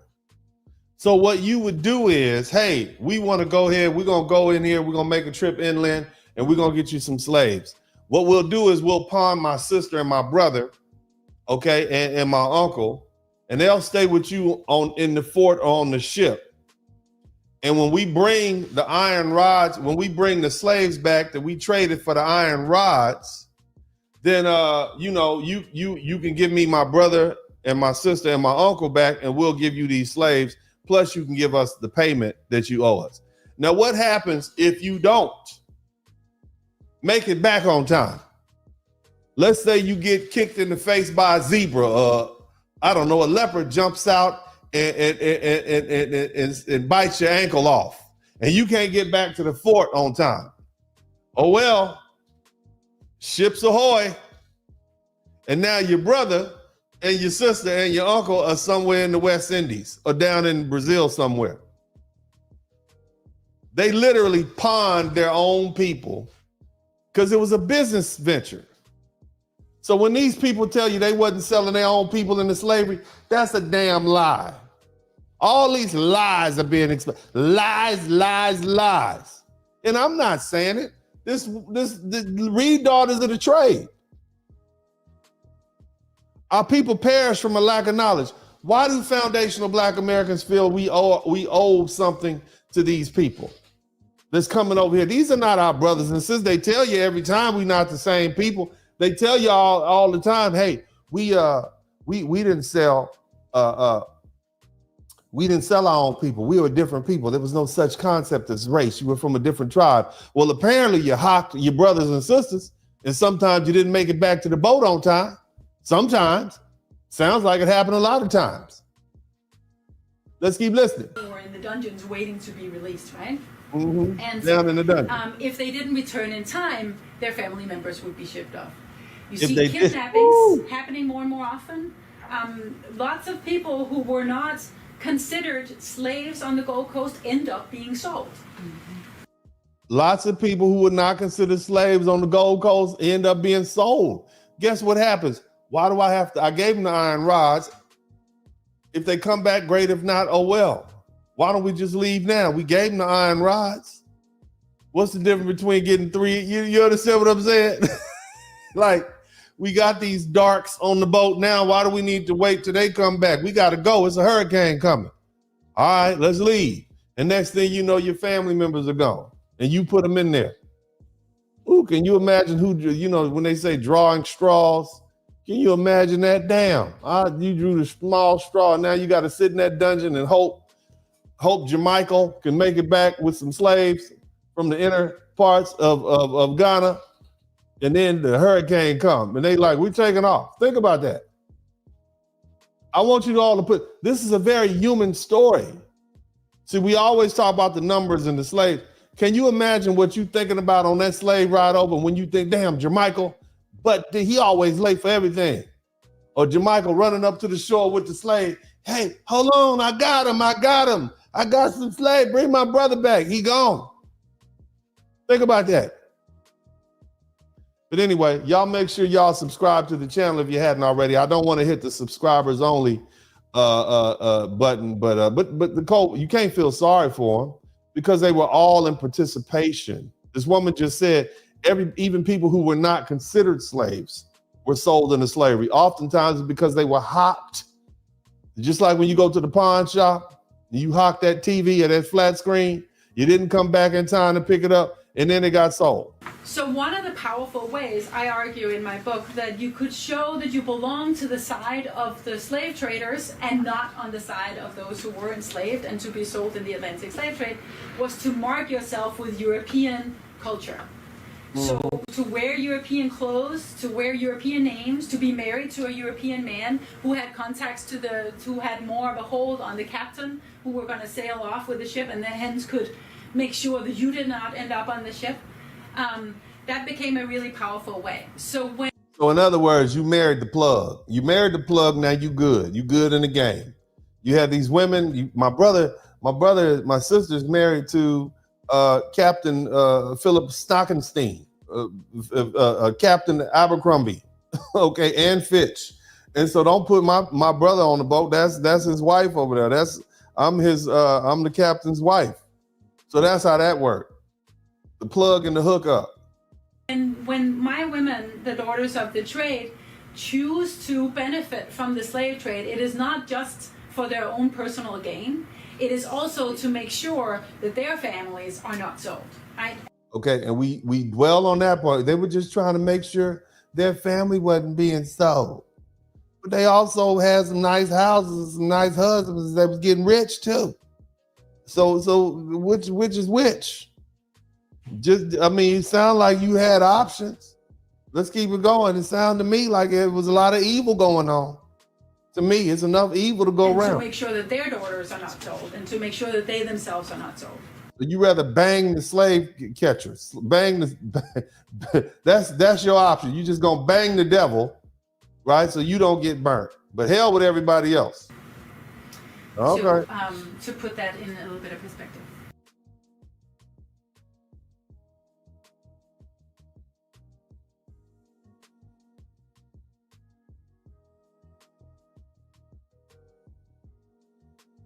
Marriages. Were they marriages of convenience? Were they not married of convenience that allowed?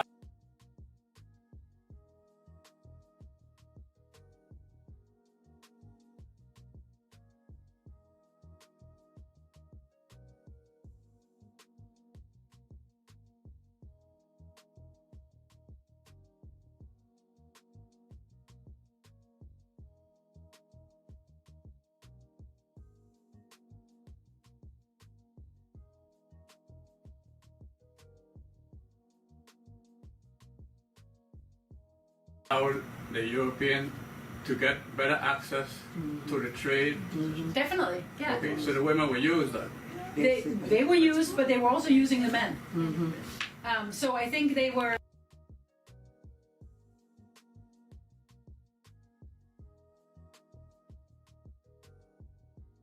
Men too, or they were using the men. Okay, the men were using them and they were using each other. Same way some of you women use men. That's what you do. All right, we understand women. We all grown out here. There was a marriage of convenience from both sides. From the women were often not the ones who decided to get married, right? Who decided that the woman was going to get married? Got married fell into the fortune.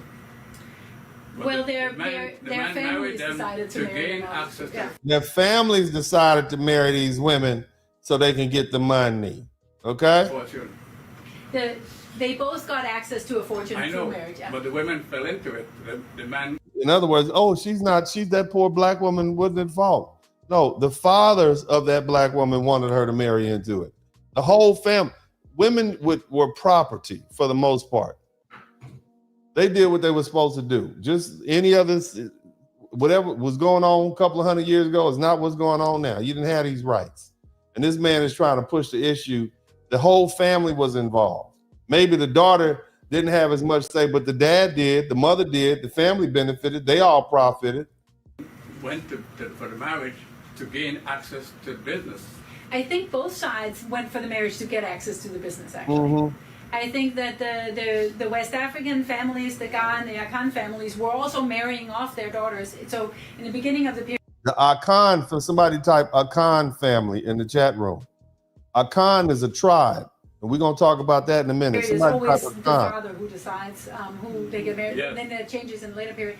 But they're marrying their daughters to the trade to get access to the trade.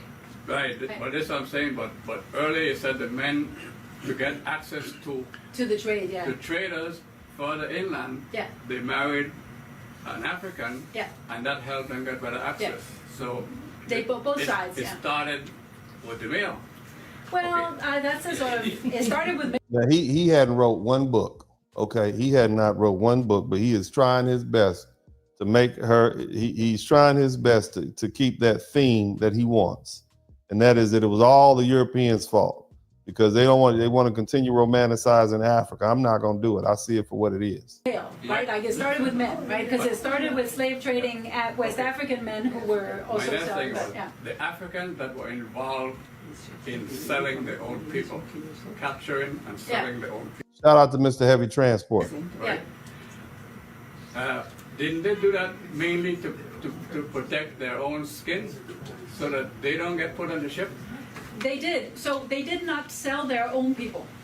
Uh-oh. Is the crucial thing. Like nobody sells their own people.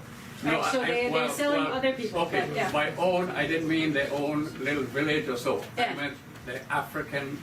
They didn't have a sense of the African, right? So they had a sense of being Ga or being Akan or being from their village or being from their area, right? Or from their language group. They didn't have a sense of being African, so they were not selling their own people. They were not They were selling their own people. tribe, but they was glad to sell the neighbor, the one Yeah. in the next town. Yeah, exactly. But they were doing it so they don't get on the ship. Am I right? Yeah, and to make money. And some of them And got to on the make ship. money. And some of them got on the You ship. said that some of them, their family were captured, and unless they brought some other people in, their family went in the ship. Yeah. Yes, So a lot of that's them what he ended up in said. the ship. Yeah, So it's a bad deal all it was, around. it was mainly a survival thing for the Africans, then, Yeah. because the Europeans were the ones pushing. Like, yeah, The whatever, Europeans were the whatever. ones who Sit, were sit never down, sold. sir. Yeah. So that was to be understood. Yeah. Yeah.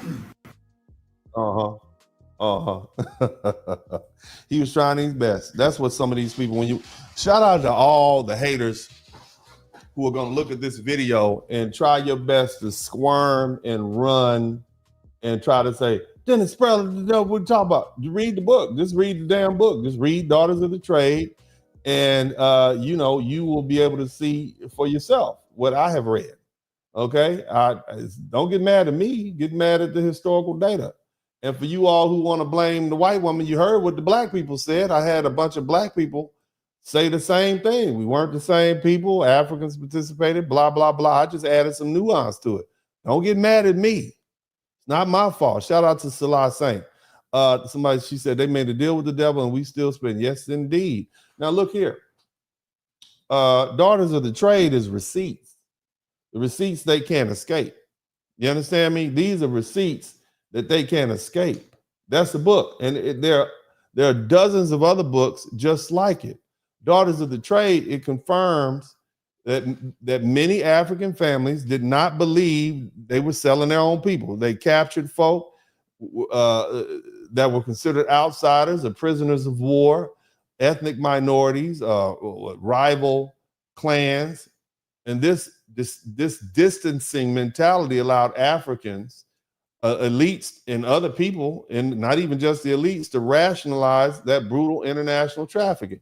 The marriage alliances between European traders and African women, often referred to as kasar or keeping house, these marriages weren't born out of love. They were born because of money. It was about the money.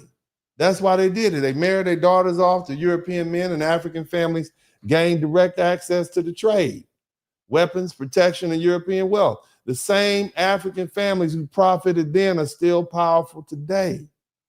And many carry the same last names and still hold the land and the influence, and they still benefit from the economic legacy built on the backs of our foundational Black American ancestors. So when you travel to Ghana,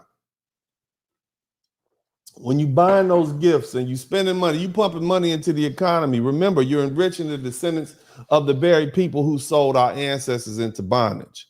And that makes you not a pilgrim, not a seeker of roots, but a fool, enriching the same bloodline that once brokered your family's captivity. These marriage-based alliances were essential to maintaining the transatlantic slave trade. And without the participation of African families, and I'm not just going to blame the women, without the participation of the entire extended family, the European presence on the coast would have collapsed. You heard what the woman said. These white boys could only stay there for a year. Okay, they needed that help. You see, and the families acted as a go-between between the local managers and the enforcers, and they were not passive observers. They were stakeholders in the trafficking of our ancestors.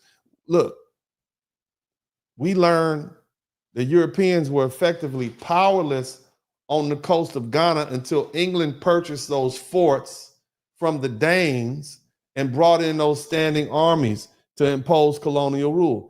Prior to that, the Danish traders, as she said, was only about 20 men.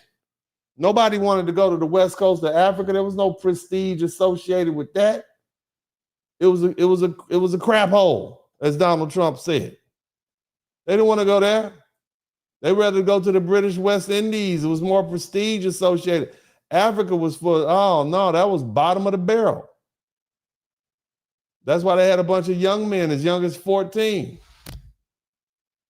Africans were captured far inland and sold multiple times, sometimes up to 5 times before ever reaching the coast.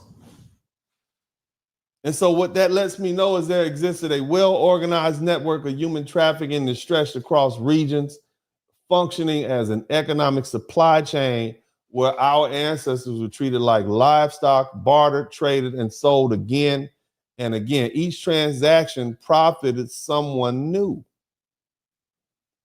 A different family, a different local warlord, a regional merchant. This was not incidental or peripheral involvement. This was systematic, embedded commerce sustained over centuries. And because it spanned hundreds of years, involving countless villages and tribal authorities, it means that thousands upon thousands of people, rich and poor alike, were complicit. This wasn't just the work of the elites. The entire communities, the entire region were drawn into this machinery of human trade. Meanwhile, the same Europeans that we often blame very rarely ventured inland. They didn't need to. The Africans brought the captives to them, and the Europeans built the forts along the coast. Yes, but Africans filled the ships. See, real manpower and collection, the transport, the enforcement, all of that was done by the Africans. The myth that Europeans were stalking through jungles with nets, that's just a flat out, that's a lie. They were stationary at the shore, waiting for the supply line to reach them. So without African participation, this transatlantic slave trade would have never reached the industrial scale it did. Africa wasn't just involved, it was foundational to the entire system. There were those who supported the trade indirectly also, and those who benefited financially from the surrounding economy. Not every participant was somebody who went out and chained somebody up by their hands and whatnot. Many of them profited trade through supplying food and shelter and logistics and weapons. Everyone along the chain got paid though. And that blood money fueled empires, both African and European. And because of that widespread structured involvement, every last one of them is guilty. And whether directly chaining or our ancestors are indirectly supporting the trade by feeding, housing, and arming or transporting captives, their hands are stained just the same. This wasn't an isolated act committed by a few rogue chiefs, family. It was an African affair.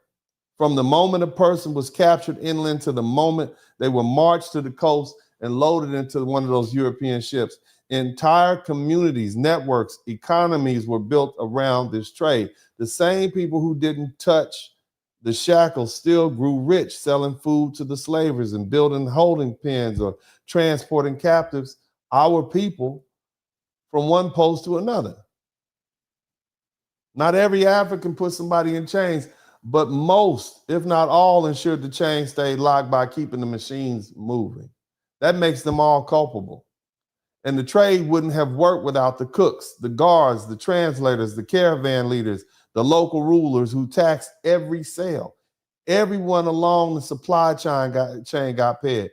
That was blood money.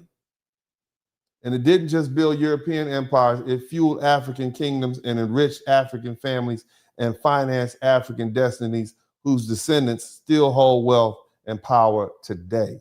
No amount of denial changes the fact that they all played a part.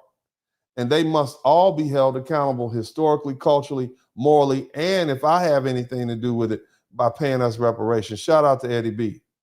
So when I got people like Professor Griff and Umar Johnson, okay, neither one of them is a historian, neither one of them is a lawyer.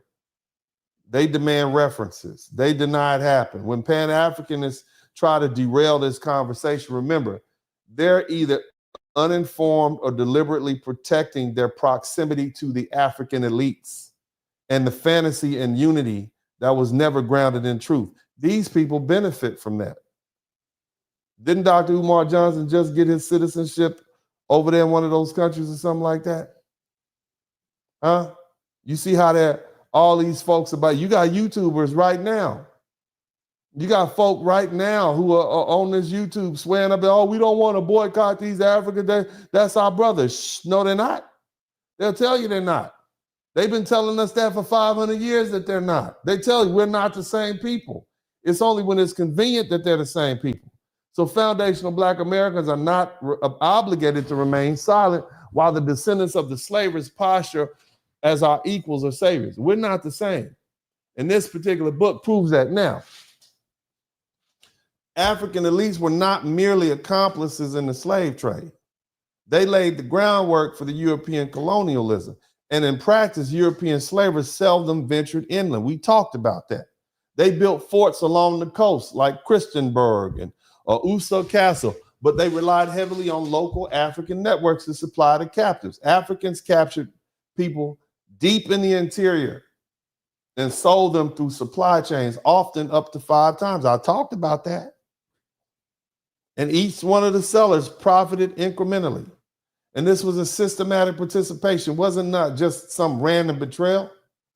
Entire communities across generations were complicit, from small families to powerful families. The Danish presence on the Gold Coast illustrated this dependency. Their forts were staffed by as few as 10 to 20 Danes. That forced them to rely on local African intermediaries for everything from security to administration. At any particular time, they could have been overrun. And by contrast, look what happened in South Africa. The Zulus ran that. And the Zulus said, no, you're not going to do that. So why is it that slave trade happened on the east coast of Africa, it happened on the west coast of Africa, and happened in the central? But when you got to southern Africa, it wasn't none, because that was the Zulu Empire, and they wasn't having no part of that. So that lets me know that these African tribes had the power to deal with it. You don't think 100,000, 15,000, 10,000 Africans can take on 10 or 20 Danes, 10 or 20 white men who are sick anyway and tired of being there? No. And here's what I want you to understand. It wasn't until 1850 when Denmark sold its fort to Britain for what would be equivalent of $1.5 million, or roughly $2.5 million today after inflation. That's when European control was solidified to outright colonial control. Only then, in 1850, did England deeply bring in the standing armies and begin the formal political takeover. And that stayed for about 100 years, right? And they transformed this trading post into colonies, okay? These were military strongholds. You see? And they didn't just inherit stone walls. They inherited the African control infrastructure and the familiar networks built around that same slave system. So colonialism, as we know it, could only have taken root after England brought in its own standing army to enforce authority and reshape the economies and impose legal structures. They transformed to mercantile footholds into this territorial colonialization. So when Africans complain about colonialism, make sure you remind them that what we went through with chattel slavery and your colonialism is two different things, because you allowed Europeans to get a foothold in Africa because you did business with them. You did a dirty business with them. And that dirty business was slavery. And after one group of Europeans got through with you, they sold their rights to another group of Europeans, but you let the Europeans in the first place. And that's why to this day, the Danish and the English are differentiated amongst the Ghanaians because of the legacies they left behind. You see? The legacies they left behind. The Danish are looked upon as more acceptable because they were the ones that did what? They worked as partners. They did slavery together. The English regulated, brought it to an end, and imposed colonialism and all its horror. But nevertheless, keep in mind, they are still the ones that let them in. Now, the other thing is, I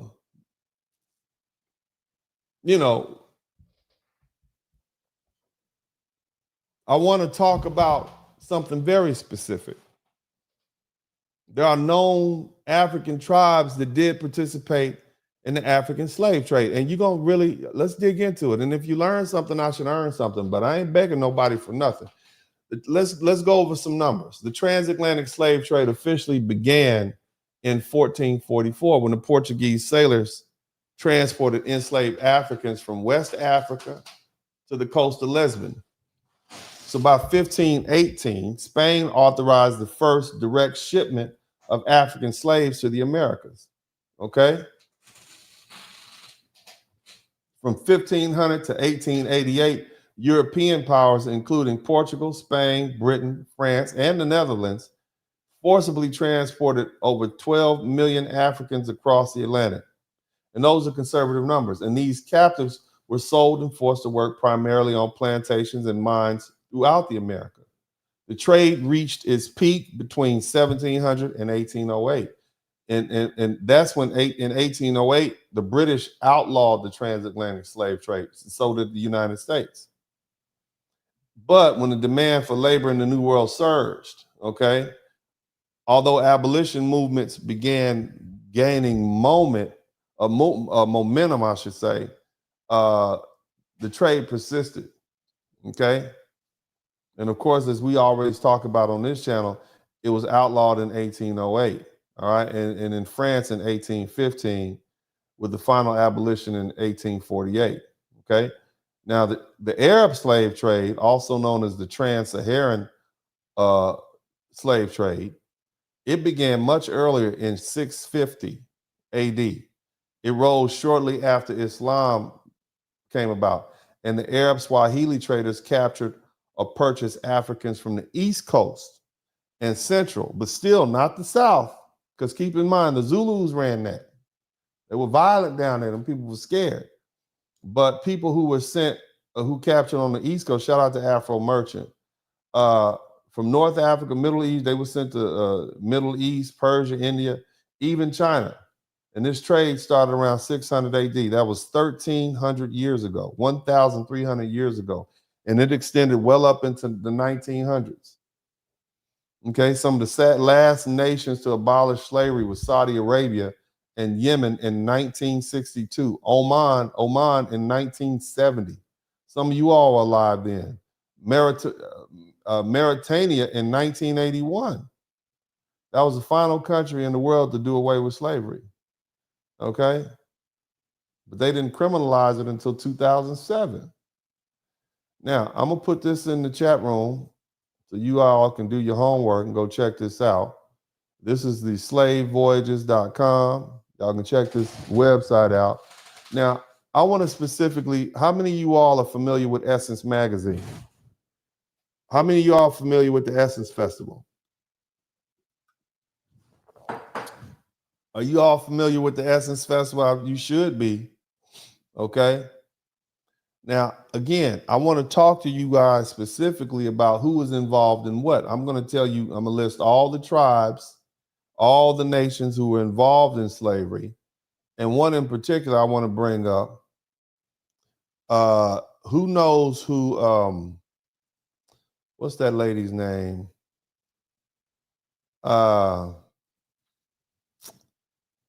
Caroline Wanga. You guys know who Caroline Wanga is? Huh? You know who Caroline Wanga is? Let me show you who Caroline Wanga is. Take a listen. To be known as the Cookout. It was created in 1995, created to center Black American heritage, the music, fashion, beauty, political power. It was basically like the family reunion created by Black people for Black people. Soul food, a little gospel, a little trap, NOLA. It was a culture that you felt deep in your chest. But now, not so much. It feels somewhat curated, corporatized, and it no longer feels like it centers us. The current CEO of Essence is a former DEI executive for Target. So the very thing that Black Americans are protesting, she was the center of, and now she's the center. Well, she's. Now, this woman is a CEO. Somebody said they can't hear. This woman is a CEO of Target, or she's a former CEO of Target. Her name is Caroline Wanga, former CEO of Target. Caroline Wanga, born in Kenya, came to this country. What did I say earlier about the African elite? You're not dealing with poor Africans who came to this country. They already have something over there. Kenneth Milo, they're from the elite. Keep listening. She's the head, the CEO of Essence. Upon more research, I found out that she is originally from Kenya, and she moved to the U.S. when she was about 10 years old. The point of me bringing that up. She moved to the U.S. when she was 10 years old. So she didn't come up here illegally. Somebody in Kenya got approved to come over here because they probably had the money to do it. You guys keep saying you can't hear. Everybody else can hear. Keep listening. She doesn't seem like she values Black American heritage. She does not seem like she values Black American heritage. This Kenyan woman, whose name is Caroline Wanga, who is from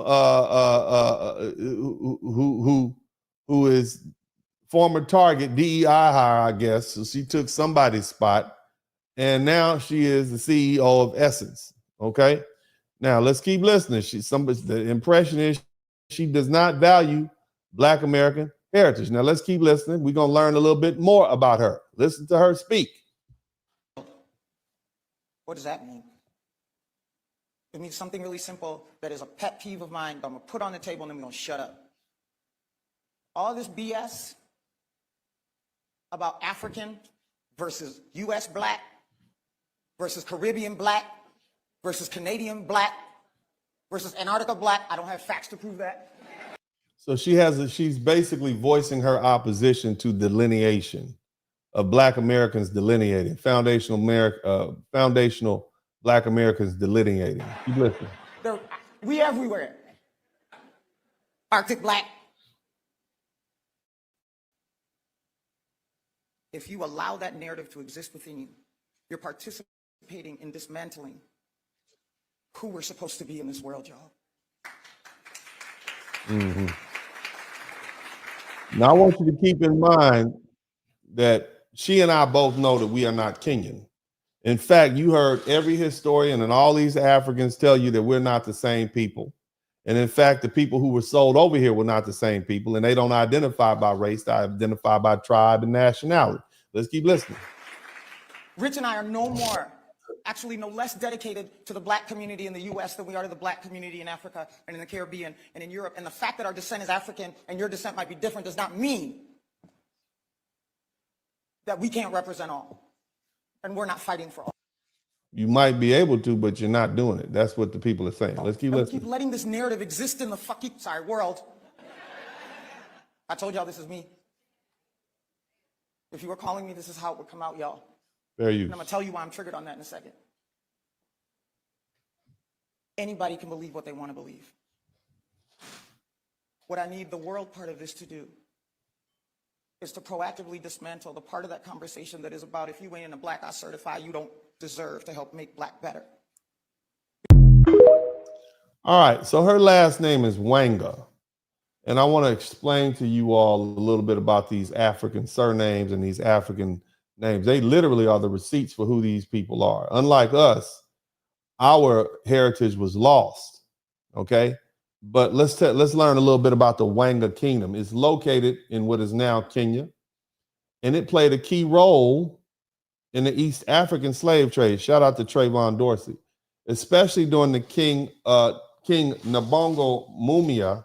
And here's how they were involved. Basically, they worked with the Arab and the Swahili slave traders. The Wanga formed partnerships with Arab and Swahili slave traders who traveled throughout the region. These traders used Wanga land as a safe base to operate their slave trading businesses. In other words, if the Wangas had not allowed them to use that land, they would not have been able to conduct their business.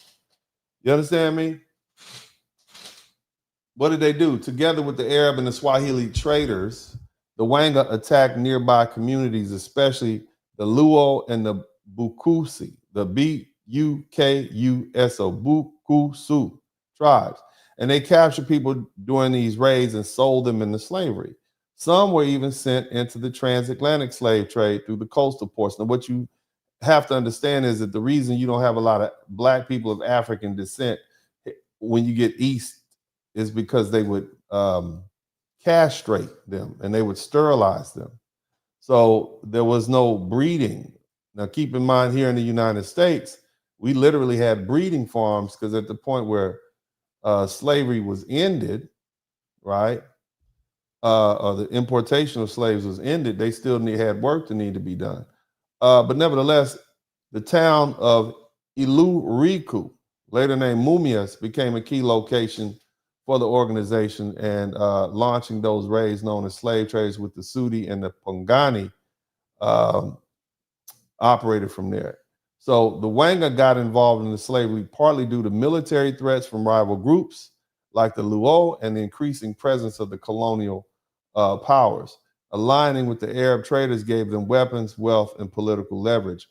In the end, the cooperation helped expand the foreign control, and in the region tied the Wanga kingdom even deeper into the global network of slavery. All right, so this woman's last name is Wanga. Now, some of you like, oh, Dennis, I don't believe you. Just because her last name is Wanga doesn't mean her family was involved in slavery, right? Right? Just because her last name is Wanga. I'm trying to tell you, it's a roadmap. Okay, it's a roadmap. Let's go ahead and listen to another interview that she did several years back. I want you to hear what she has to say. All right? Listen to her. Fair use. When she said they weren't allowed to procreate, basically those blacks who were taken to Asia were castrated. Okay? That's why. Keep listening. You hear that?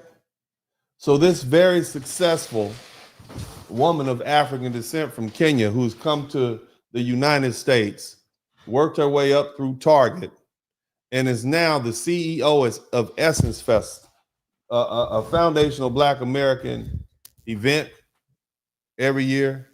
This woman is descended from slavery. She's descended from slavers, the same people that sent us over here.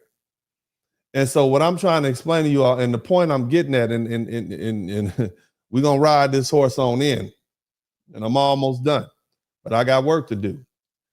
What I'm trying to explain to you, family, a lot of these Africans who come to our country and talk down to you, these are the successful Africans. These are the ones with money. Their ancestors are the very ones that sold foundational Black Americans into slavery. Let that sink in. Now I'm gonna let her finish talking, and then we're gonna get back to a full circle. You going to the location that your ancestors sent our ancestors to. That's full circle, huh? All right, take it all in. Take it all in, family. We're not finished. So again, we're going to continue discussing the African tribes who were involved in the slave trade. Okay. Now we're going to move on to the central and southern African tribes, since you all say we don't know. You know, we name the tribes involved. Let's talk about what is called the present day Congo and Gabon, the kingdom of the Longo. This was a major coastal hold for exporting enslaved Africans. And their motivation, they profited from acting as middlemen, trading slaves captured inland in exchange for European goods like cloth, firearms, and alcohol. So they would be the ones that run in and go get the other people. Who do they work for? The Portuguese, the Dutch, the French traders, all operated from these ports. Another, the Empire of the Lunda. That's present-day Democratic Republic of Congo. You know where they just stopped that war? And they were an inland supplier of the captives. In other words, they would meet them. They're already inland. So you go to the Empire of the Lunda, okay? And they would supply the coastal markets. What was their motivation? Expansion of territory and control over trade routes. The Lunda elite used the slave trade to build wealth and military alliances. And note this, they trade with both Atlantic and Indian Ocean networks. So their span all the way across the bottom the southern part of Africa, or central part of Africa. Hear about the kingdom of the Luba. This is also the modern day Democratic Republic.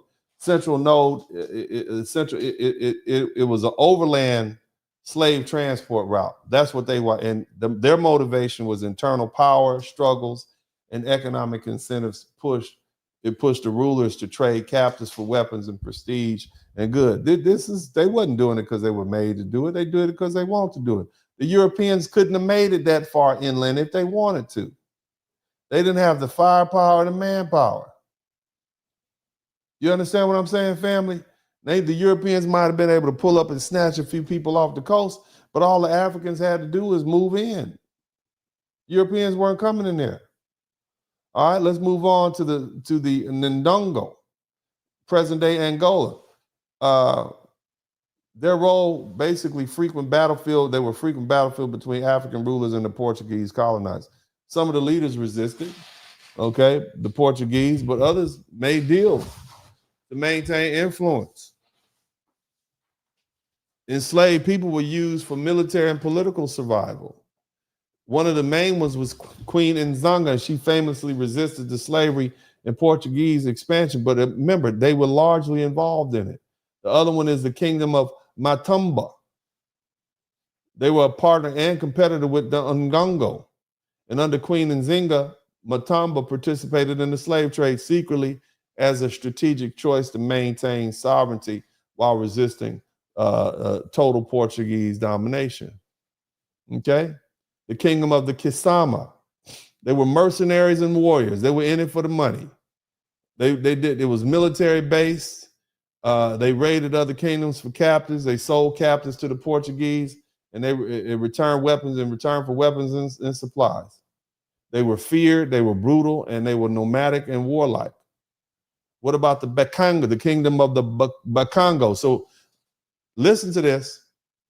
When you always talking about these African kings and queens, these are the same people who got together and sold us into slavery. So hell with them African kings and queens. All right, but the thing is, the kingdom of the Bakongo, it's in modern day Congo, and it was one of the earliest kingdoms to establish relationships with the Portuguese. They were all in it. They did it for the money. They did it for the goods. Okay. And King Alfonso, he was around in the early 1500s. He complained to the Portuguese about excessive slave trading, but the trading continued. All right. And while some African nations resisted and fought against the slave trade, many other West and Central, they were directly involved. They sold to Spain, Portugal, France, Britain, the Netherlands. They captured and sold people, you see? And they acted as middlemen. Now let's talk about West Africa, which is where a lot of our ancestors are from. The Kabu people, the Kingdom of Kabu, they were a major player in slave capture and trade in West Africa, okay? What was their motivation? It was warfare. It was conquest to supply the captives to the Portuguese. The Jolo or the Diallo people, Jola, and Diola people. This is modern day Senegal and Guyana-Bissau. They were smaller tribe groups of people, and sometimes captured and sold, and sometimes participated in local trade. What was their motivation? Survival. They had rivalries. They couldn't let their enemies do better than them. Okay. What about the kingdom of Kahamo? Khamo. They were in modern day Senegal and Mali, in regional kingdom, and involved in inland trade. So they never even really came to the coast. They stayed on the inland. They supplied captives to merchants in exchange for weapons. So in textiles, so the people came and met them inland, and they would trade them the slaves that they already had. The white men didn't do it, other Africans did it. And then we have the kingdom of the Bahama, Bamana. They were a militarized empire, and they profited from slave trades. These people knew how to conduct war. These were warriors. They could have annihilated those European traders anytime, those European forts anytime they wanted to. Okay? So here's another, and that's in Mali, the kingdom of the Bamana. All right, next up, the kingdoms of the Futu Jalan and the Futu Toro. That's in Guinea and Senegal. These are Islamic theocracies involved in the trade of non-Muslims as captives. So basically, these people were Muslims, and they said, well, we're going to trade anybody who's not Muslim. We're going to capture anybody who's not a Muslim. Religious justifications, that's why they justify. And of course, they made money, okay? But that was their justification. And something you need to understand also is that you still had these indigenous African beliefs, even though Islam had taken over. And so sometimes you could be just not Muslim enough. Think about it like this. It was the country people who were considered not Muslim enough, because the people in the city, the people in the more sophisticated parts of this particular nation, they practice Islam in a more orthodox way. And so by the time you got out to the country, they still were using their roots and whatnot. Are y'all learning something? Because if you learning something, I should be earning something. I'm just going to put that out there. All right. If you learning, I should be earning. I know you are. You never had anybody lay it out like this for you, especially at this particular time when everybody's coming for foundational Black Americans' throats. I'm just saying. So if you're learning something, I should be earning something. Let's get back to the kingdom of Koyo. This is in Sierra Leone and the Gulf of Guinea. It was a coastal trading state. They stayed on the coast. Okay. They became rich by serving as intermediary between the inland captors and the European buyers. You understand what I'm saying? So keep that in mind. All right, the kingdom of Kong, like King Kong, they were present day Burkina Faso and the Ivory Coast. They were inland trade network connector. The motivation, they traded gold, ivory, and captives to northern and coastal traders. So think about this. You got your inland traders, you got your coastal traders. So the inland traders basically traded to probably other inland traders, and eventually it made its way to the coastal traders. You see what I mean? So everybody was involved all the way in out. What about the kingdom of Songhai? The kingdom of Songhai, this is in modern day Niger, Mali, and parts of Nigeria, one of the largest empires in West Africa. This is where Mansa Musa was from. This is where Abubakar II was from. They engaged in the slave trade internally and with North African merchants. What was their motivation? Politics. They had a tribute system. It was for economic profit. What about the empire of the Akan and the Asante and the Twa people? This is present day Ghana and the Ivory Coast. Okay? Shout out to August Dreams. They were the dominant slave trading empire.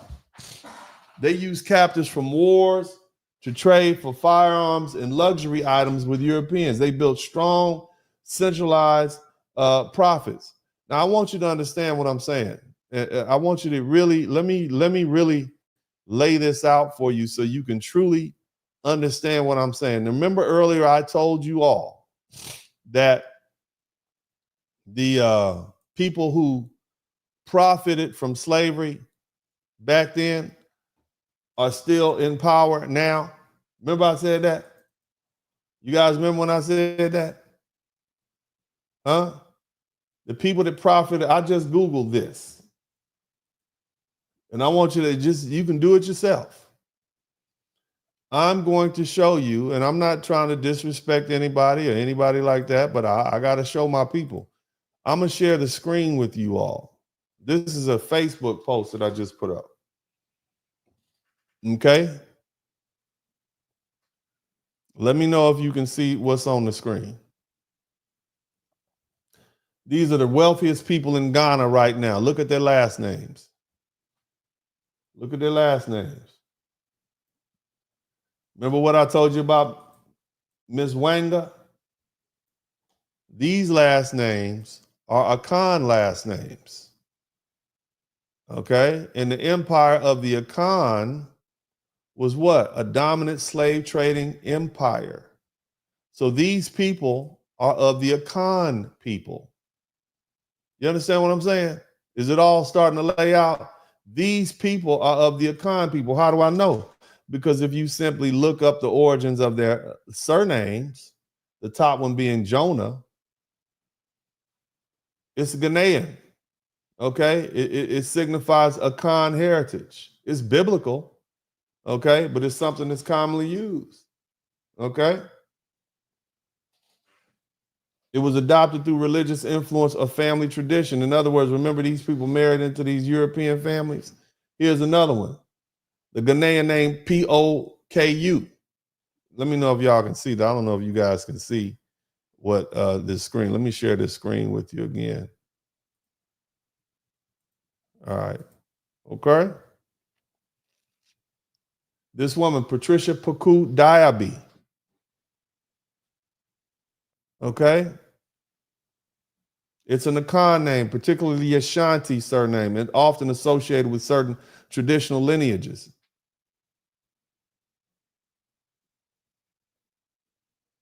Diaby is a surname found among the Mole and Dagbon people. It's another ethnic group. It's a neighboring country. This other name that we have here, A-G-Y-A-P-O-N-G.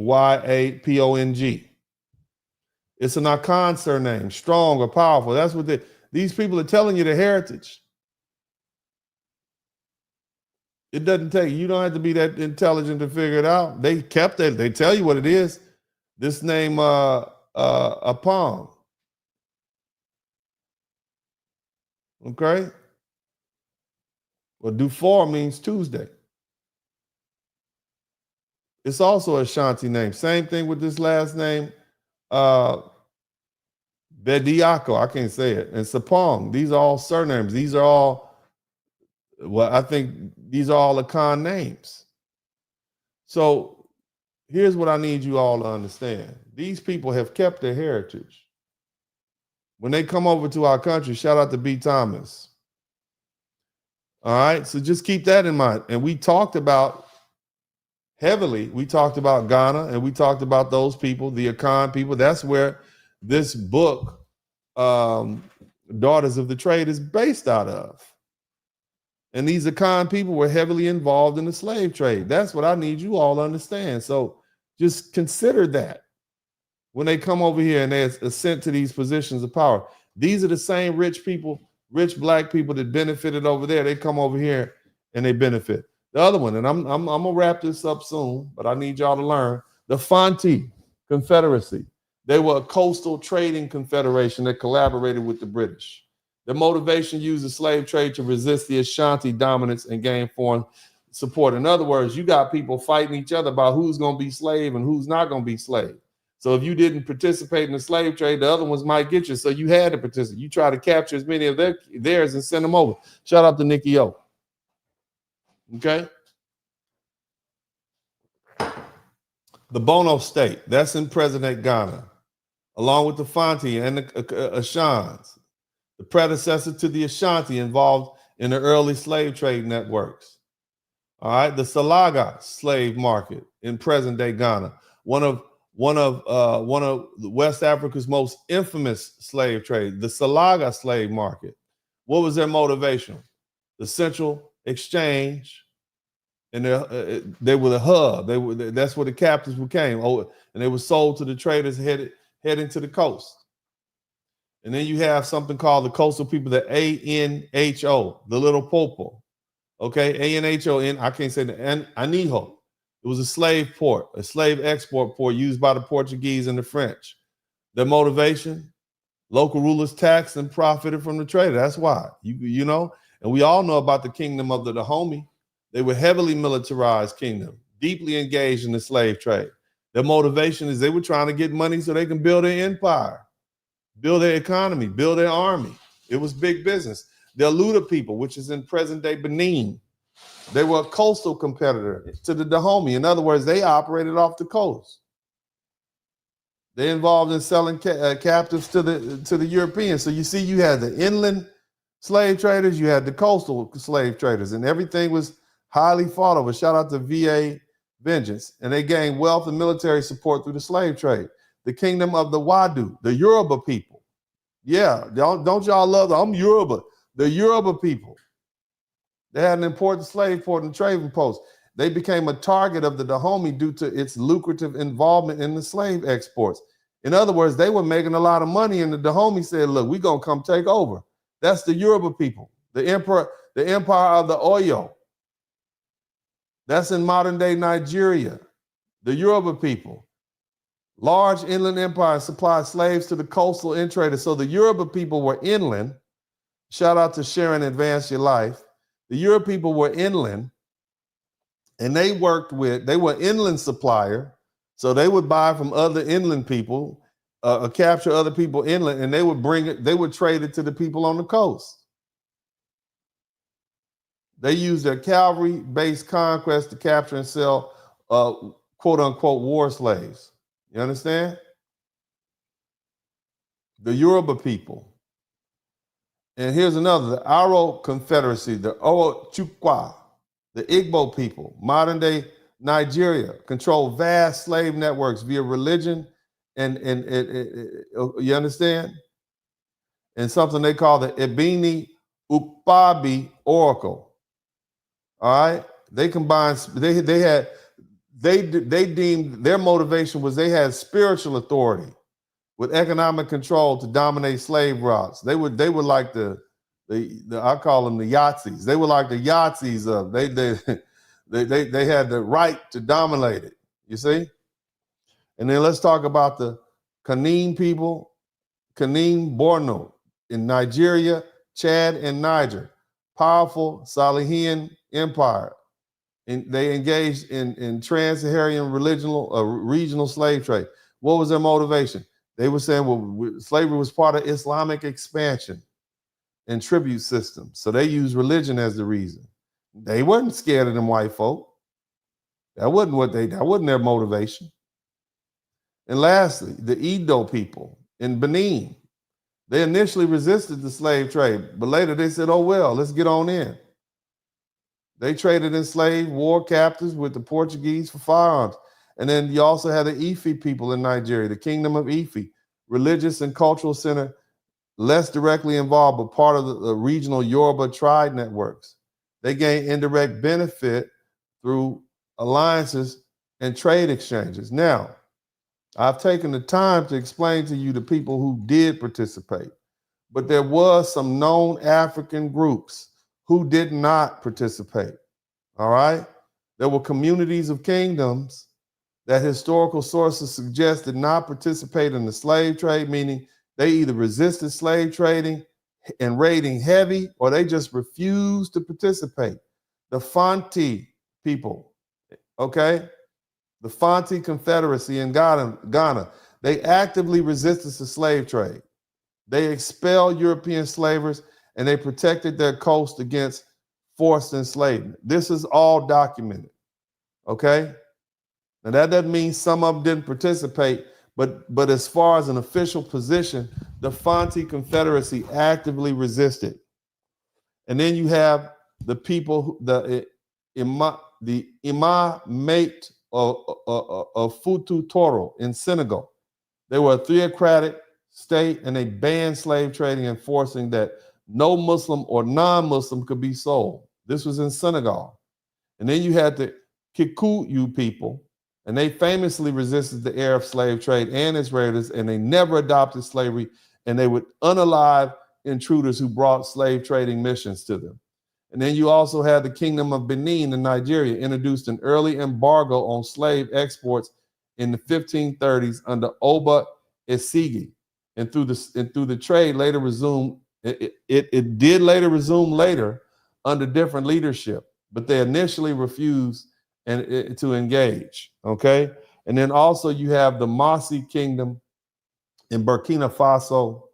They fought wars to block slave trades from neighboring powers like Songhai and Mali, and they initially resisted the slave trade, all right? Then you also have the Jola people in Senegal and Guinea-Bissau, and they refused to take part in the slave trade, and they resisted European traders in the 1400s, and though many were victimized, they refused to participate. All right, then you also had the Kuru people, K-R-U, in Liberia and Sierra Leone. They were known they were seafarers, they were skilled, and they were resistant.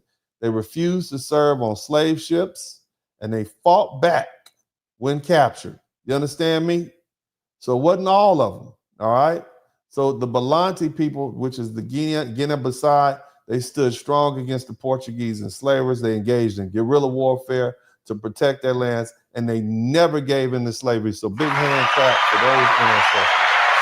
Now the other people, they participated, they had group involvement, mixed involvement, but these are the people who consistently did not persist, and in the East Africa, many of the interior Bantu groups similarly avoided slave trade alliances and oftentimes, and that's why most foundational Black Americans, when you look at your history, you have Bantu, because they weren't participating, they fought against it. But I want to take this opportunity to thank everybody who contributed to the super chat. I still have a closing statement, and I hope you all hang in there with me and let me finish doing my work. I've been working hard. I hear my voice leaving me. But this is a very passionate subject, and my people need it right now. We need to talk about this. And since nobody else is giving it to you straight, I'm going to give it to you like it needs to be given to you. But unfortunately, I don't cook. I'm ice cold. This is the Blizzard King. Let's go ahead and read these super chats. Shout out to Urban Eagle. Thank you so much for the $5 super chat. We got 36 super chats. If you learn something, I should earn something. Let me put my mood music on so I can make this day go by better. Let me put my mood music on. If you learn something, I should earn something. If you learn something, I should earn something. I ain't begging. I'm just saying that we got 36 super chats. Let's see if we can get to 40. That'll be sporty. Y'all let me know if I'm worth it. If you learn something tonight, then let me get to 40. We got 36. Shout out to Urban Eagle. Shout out to Cherie. Teach the people, Professor. Yes, my love, I will. Shout out to Holy FBA Codex TV. The boycott should be forever just part of a code. Keep your money within the community itself. Thank you so much, family. Also, that boy Cameron 213. Thanks. Welcome to the membership. Johnny Harris.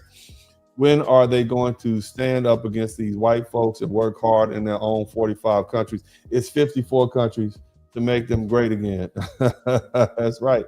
Good call. Shout out to Johnny Harris. What about Forehead? You funny. Eddie B, she has more grifting and racial animus like most Africans here trying to take resources meant for us FBAs. Thank you so much, Tobias Jonah. Thank you so much, family. Thank you, Unc. No problem, brother. Love you. Who else we got? Jedi Sage. Thanks for the tuition. Also, G Town Skittles. Thank you for the $20. Samony Wellbat as half FBA, half Ghanaian. Thank you for sharing the real history. Peace, brother. Aaron the plumber. Okay, thank you, fam. I appreciate you. Who else we got here? Cool E says, keep dropping the knowledge, brother. FBAs are all we got. Let's turn this momentum into progressive growth, group economic moment. I want to spend the majority of my money solely with FBA. Good looking out, brother. This information should call into question everything you've been taught and hear from Pan-Africans. FBAs must lead and help teach people what really happened. Too much information out there. Yeah, you're not gonna fool me. I'm not gonna let y'all be fooled. Anybody around me, I'm gonna hit you upside the head with this knowledge. You're gonna learn. We shouldn't only boycott African biz, we should boycott all immigrant-owned biz. How many of y'all Negroes ready to sacrifice the tacos and burritos? Some of our people are too soft to give up a shrimp fried rice. You're funny. Who else? V for Vengeance, Blizzard King. This is great work. Please give us where to find the video for our official FBA study. Go to, just type in Daughters of the Trade. Just type in Daughters of the Trade. The video is 9 years old. I got the book. It's available on Amazon. Check it out. It's good stuff. We got 37 super chats. Let's see if we can get to 40. Who else we got in here? Let me see. Reviewer said, I came in the room late, but I'm a catch up. LOL. Fam, FBA Friedman, thank you so much. Ida Cherry, thank you for the super sticker. Mr. Heavy Transfer, Uncle Dennis, we learn from your research and analysis every day. Thank you so much, fam. Salah Saint, what a beautiful name. Salah Saint, that is just a beautiful name. Salah Saint, thank you. So they made a deal with the devil and we still paying for it. Ain't that the truth? Eddie B, just think about all the lies you've been sold and continue to be sold by Pan-Africanists. We got 38 super chats. We almost at 40. Let's see if we can get to 40 before I finish this count. Continue to be sold Pan dinner circuit, black Democrats and white liberals. Thank you so much. Afro Merchant, keep cooking, OG. Necessary history lesson. I shall. Kenneth Milo, no one does it better. Keep pushing, brother. The energy is in the ether is shifting because of this game that you were spitting. I'm very proud to be a foundational Black American. Me too. I would never want to be anything else other than what I am right now. Shout out to Trayvon Dorsey. Shout out to Charlene Royal. Shout out to August Dreams. I'm learning. Norwal, I always learn something. Greatly appreciated. You're very welcome. Black Abdullah, each one teach one, brother. Man, I'm teaching. I had like 1,000 people in here, man.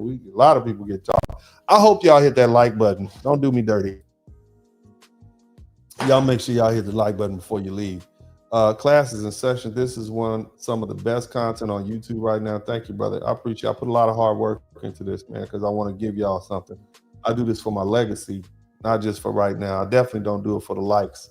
I can make a lot more money in 4 hours than sitting up here. And plus, it takes about 6 or 7 hours to put these broadcasts together. So I do it as a labor of love. But I do appreciate these super chats. Y'all make sure y'all keep them coming. If you like what I did. If I didn't do any work, no problem.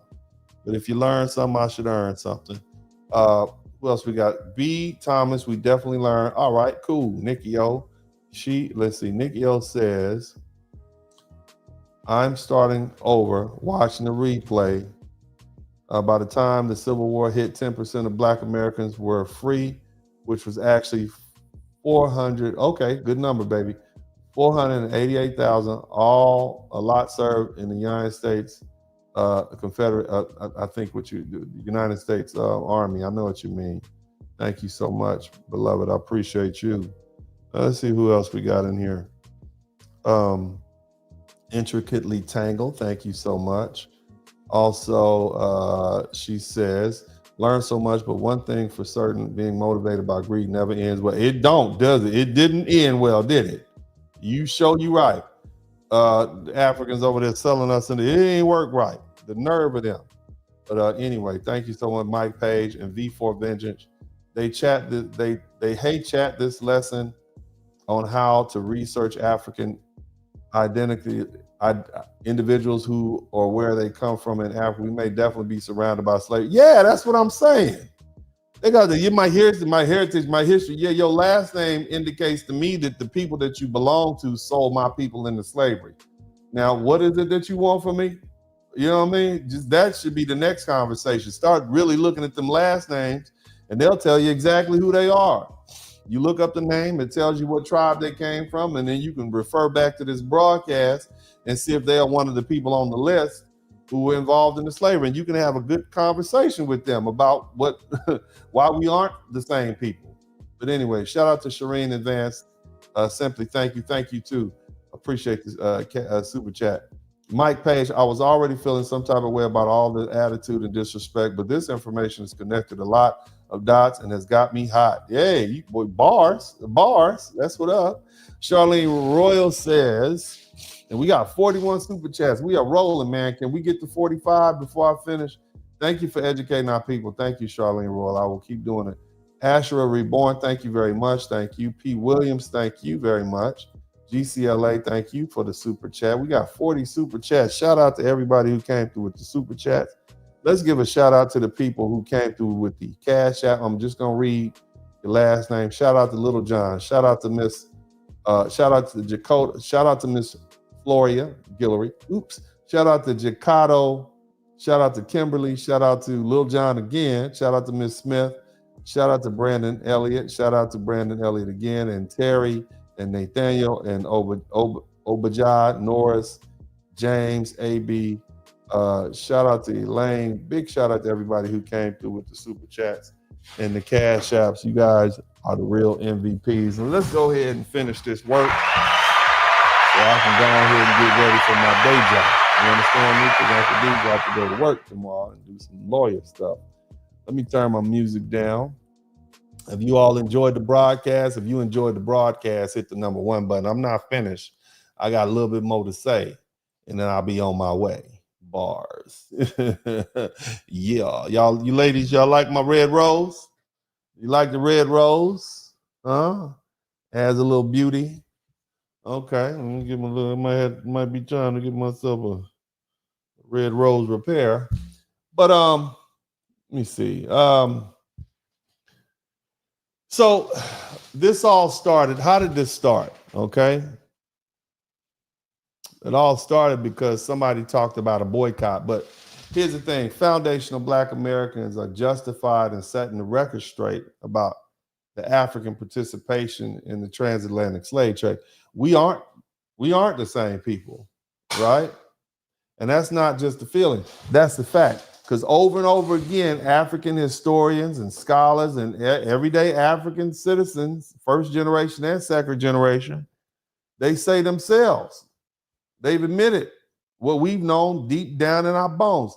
The Africans who sold our ancestors into slavery did not see us as fellow Africans.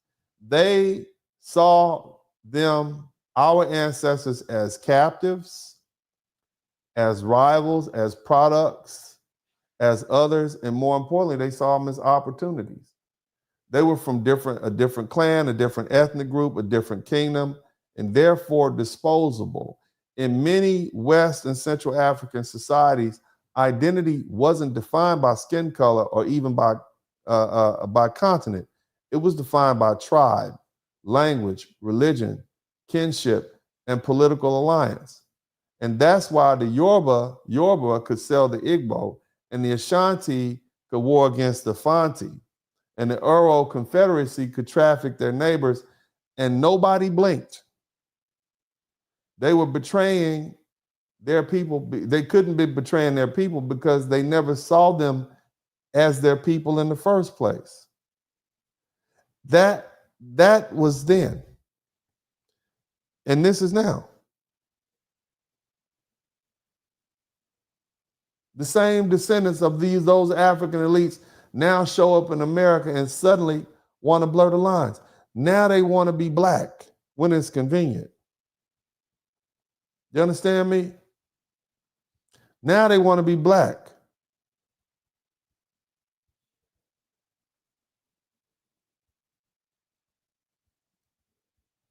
Now they want to claim shared suffering and shared struggle. They want to demand access to what we, FBA, Foundational Black Americans, bled for. But if we were not the same people when your ancestors sold us into bondage, we certainly aren't the same people now when it's time to collect the bounty the Foundational Black Americans have harvested or sown. They said it, their scholars said it, their history proves it.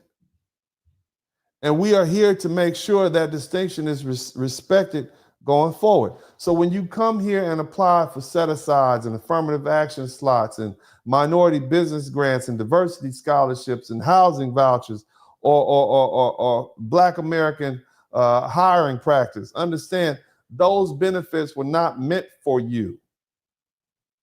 They were fought for, died for, and won by our people, my people, foundational Black Americans on the soil we were chained to for centuries. And those reparative policies exist because of our generational struggle, not yours. You don't get to benefit from the legacy of those who, those you once commodified. You don't get to claim the cultural and political and economic fruit of a tree that your ancestors chopped at the roots. If you have the nerve to tell us we are not the same, then keep that same energy when it's time to fill out applications and tick boxes. Be Nigerian, be Ghanaian, be Cameroonian, be Senegalese, be proud of that. But don't try to wear our skin when it suits you. We are not the same people. We never were, and we never will be. And that's how it must remain, especially when it's time to divide the inheritance that only one of us paid for in blood. Pan-Africanist, come to the front of the room. Those who benefited from these close ties with these African governments or these elites, you're biased. And I'm talking to the FBAs. It explains why they strongly oppose this boycott or this critique that foundational Black Americans are giving their African cousins. See, these are folks who have upcoming trips planned to Africa. These are people who do business with these African entities or whose visa applications are in progress. They have a personal interest. You see? See, their personal interests conflict with this hard truth, this cold hard truth that I'm passing out, that many of you are passing out. And so it brings into question their loyalty. See, any FBA, any Black American, any foundational Black American who sides with outsiders against their own during a time of internal conflict can never be trusted because their loyalty has already been compromised at the most critical moment. When unity is needed most, in times of disagreement or necessary correction within a community, it is expected that family settles disputes privately with dignity and accountability.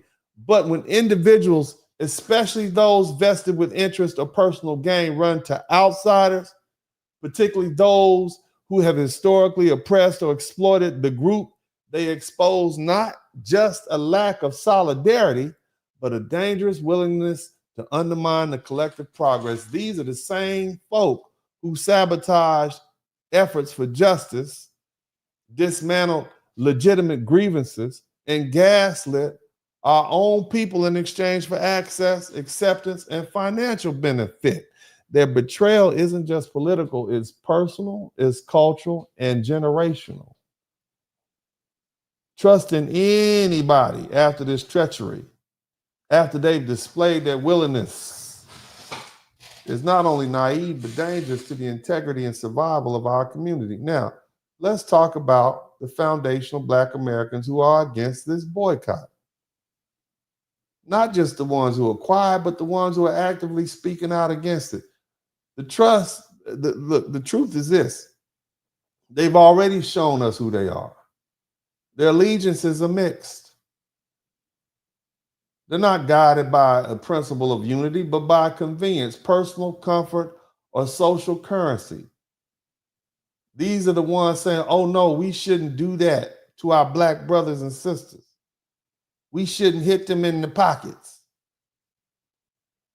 Ask yourself, how else are we supposed to gain respect in a capitalist global society if not through economic pressure? Would you really rather sacrifice the dignity of our foundational Black American people just to make sure your friends, your business partners or your Pan-Africanist associates don't feel offended or don't have to suffer the consequences of their disrespect, because that's what we're talking about. We're talking about disrespect. And if you got YouTubers or anybody else who has a problem with this boycott, that tells you everything we need to know about these people and where they stand. And it's a boycott for respect and dignity. So would you rather us not proceed forward to try to get our respect and dignity from these Africans who for decades at this point have been saying horrible things about us? Somebody type Akata in the chat room. Somebody type Black Americans are lazy in the chat room. Somebody type work harder in the chat room. Go ahead. If you've been paying attention, you should be scouring the internet right now, taking names. Look at the content creators and the influence and the so-called community leaders who are trying to guilt us out of demand and accountability from African folks who are here in this country, who are part of the elite, the same elite largely who sold us into slavery. These people should be boycotted right along with the disrespectful voices abroad. Unsubscribe to their channels. Stop supporting them. They've shown you who they are. And that information is more valuable than anything else you could offer. The first group you eliminate in any real struggle, any real conflict, are the traitors and the sellouts within your ranks, or the people who are prone to do that. As for me, I stand 10 toes down with my foundational Black American brothers and sisters in this fight for respect in the global Black community. No exceptions, no compromise, no apologies. I have Black sons. I have Black sons who I want to be able to walk around in this world and hold their head up and nobody else call them Makata and tell them they're descendants of slaves. Well, you descendants of slave catchers. You descendant of people who stole us and sold us here. What does that make you better? See, here's what you need to understand, which the short-sighted don't understand. And as an author of a book that talks about conflict, I'm going to tell you all conflict comes to an end. Whether we're talking about war between nations or conflicts within families. And this is one that's been brewing for several decades. Now, that said, when this chapter is closed, when the disrespect has been acknowledged and when accountability has been met, then and only then can we consider the possibility of peaceful understanding and coexisting with our African family and our Caribbean family. Reconciliation can only come after recognition. But as it stands right now, today, we're in the middle of a necessary cultural correction. And in this moment, we as foundational Black Americans must stand together without hesitation. We have to show the world, and more importantly, we have to show ourselves that we are unified in our commitment to mutual respect, to dignity and self-respect. This is not about hate. We don't hate Africans. We don't hate Caribbeans. We don't hate anybody. We are loving, wonderful, beautiful, fantastic, amazing, God-blessed people. This is about respect. This is about honor. This is about defending the legacy of our ancestors and refusing to be disrespected on a land soaked with our blood. Until we're shown the same respect we extend to others, unity must begin at home with us. We're not the same people. This is something that's often repeated by African comrades and counterparts and cousins. But see, here's the thing. We're willing to live amongst you. We're willing to live and let live. We'll come eat your couscous and your fried fish. We'll come eat it.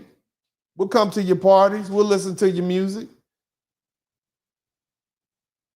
However, what foundational Black Americans want from African and Caribbean immigrants to allow that to happen can be summed up in one word: respect. FBAs want immigrants to understand the painful and specific history that Black Americans have had to endure in the United States. This includes centuries of slavery and violence and segregation of Jim Crow and trauma of lynchings and discriminatory policies like redlining and continued impact of mass incarceration and systematic racism. These struggles didn't just shape Black American life, they shaped the United States itself, and it paved the way for freedoms that many of you immigrants enjoy right now. FBAs are asking not for sympathy, but for acknowledgement of these facts and end to this casual mockery or judgment about issues like single parent homes and education gaps without recognizing the historical roots of these challenges that we face. Understand these realities foster the kind of respect necessary for peaceful and cooperative relationships within a shared racial or ethnic space. Understanding matters because much of the disrespect FBAs face from some immigrants stem from ignorance rather than outright hostility. See, when newcomers criticize the conditions of Black American communities without knowing the centuries-long war that was waged against us, it comes off as arrogant and dismissive. If that history were fully understood, the legacy of slavery and the intentional suppression of progress, the resilience required just to strive, many of those judgments would disappear. Foundational Black Americans want to understand it because it serves as the foundation for cultural respect and empathy. And that's what we're really looking for my African brothers and sisters. See, this understanding is also necessary to protect the unique culture that FBAs have built in this country. Over hundreds of years, we developed distinct styles of music, speech, activism, fashion, and more, elements that have influenced global culture. But when the culture is detached from its history and treated as something to imitate or appropriate, its meaning is lost and its creators are erased. Respecting the history means respecting the culture and the people who created it. Without that respect, identity becomes diluted and cultural ownership becomes contested. Some immigrants adopt harmful beliefs shaped by white supremacy. We're lazy, we're disorganized, we lack discipline. They might even point their own personal success as proof of superiority. They do it all the time. We do so well over here. You just lazy. Work harder. Somebody type work harder in the chat room.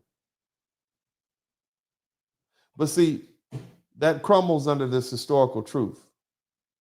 Foundational Black Americans didn't fail. We never did. We survived for 400 plus years of targeted oppression. The mere fact that we're still here and still creating and still influencing culture is evidence of our strength, not weaknesses. And once that truth is acknowledged openly and recognized, there's no room for superiority, only mutual respect. We also want acknowledgement of the fact that a lot of you immigrants, if not all of you all, are benefiting from our fight. Whether we talk about the civil rights movement, which opened doors for jobs, schools, housing, and legal protections, it was denied to Black people. Those laws that we fought for are still in place and you all still benefit. That's the Africans, the Caribbeans, and everybody else. You arrive here with ambitions to succeed in America, but you ignore the history and you dismiss what we had to do to get it, and that breeds resentment.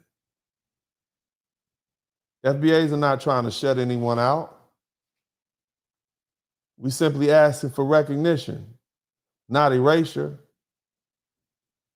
See, understanding history helps prevent unintentional misalignments with systems that still try to marginalize us. And it opens the door for solidarity instead of division, which is what we have now. The ultimate goal is not to try to guilt trip immigrants. The goal is to try to create respectable relationships, one in which FBAs are not overlooked, not dismissed, and not disrespected, but instead honored as the foundation of the Black presence in America. Foundational Black Americans want the right to define ourselves by our own terms. And whether we choose to call ourselves Black Americans or foundational Black Americans, that identity should be respected. We shouldn't be pressured to try to explain to you what part of Africa we from, or refer to ourselves as African or Pan-African, because that label doesn't reflect our lived experience. And this is not a denial of our ancestral roots. It's an affirmation of our cultural identity forged through generations of hardship, creativity, resilience, and toughness here in America. Wanting to be recognized for that does not mean rejecting others. It means taking pride in what we built. Now, FBAs are asking Africans and Caribbean immigrants to respect cultural identities and boundaries by being honest and proud about who you are without attempting to claim our identity, something that's not yours. And what does this mean? This means you refraining from identifying as Black American or quote unquote African American, particularly on applications, employment forms, and scholarships or programs specifically intended to address the historical injustices and systematic barriers we face. See, those scholarships and set-asides that get you all in those law schools and medical schools and get you in those jobs, those resources are a result of centuries of struggle and sacrifice and advocacy unique to FBA experience. And this is why when you come in and take those spots, that's why brothers like Tariq Nasheed and many of these people call you tethers. Because you tether yourself to our success and you get drug along and then you jump in front and take a spot. You Black immigrants should proudly identify yourself as Nigerian, Jamaican, Ghanaian, Senegalese, or whatever your true heritage is, rather than attempting to benefit from a lineage of oppression and resilience that you didn't live through. Honoring those boundaries is not about excluding you. It's about integrity. It's about cultural honesty. It's about ensuring that the reparative efforts reach the communities for whom they're designed. Stop lying on those applications to get in those Ivy League schools and those medical schools, family. That's why we don't like you. That's why we think you're disrespectful. Stop claiming ownership to foundational Black American culture while criticizing the very same people who created it. And another thing, stay out of our business. Stay out of FBA-centered conversations unless there's a clear understanding of the context. Participating in Black American culture should come with knowledge and humility, not entitlement. You don't see me running over there to Nigeria talking about what y'all doing, do you? I just come, I eat the food, and I go about my business. Same thing with you Jamaicans and all the rest of y'all.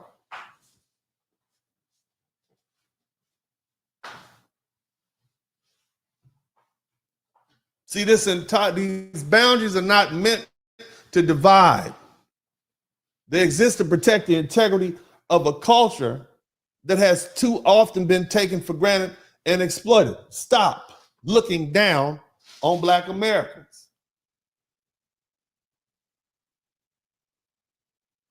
Many of us are frustrated by some of the same African and Caribbean immigrants speaking about. You talk about us as if we're morally flawed and uneducated and culturally broken. You all got the nerve to tell us we have no culture, even though you are inundated in it.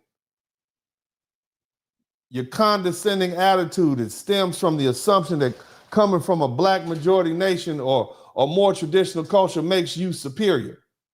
But that view is both historically uninformed and deeply offensive. It erases the fact that foundational Black American descendants of those who were enslaved in the U.S.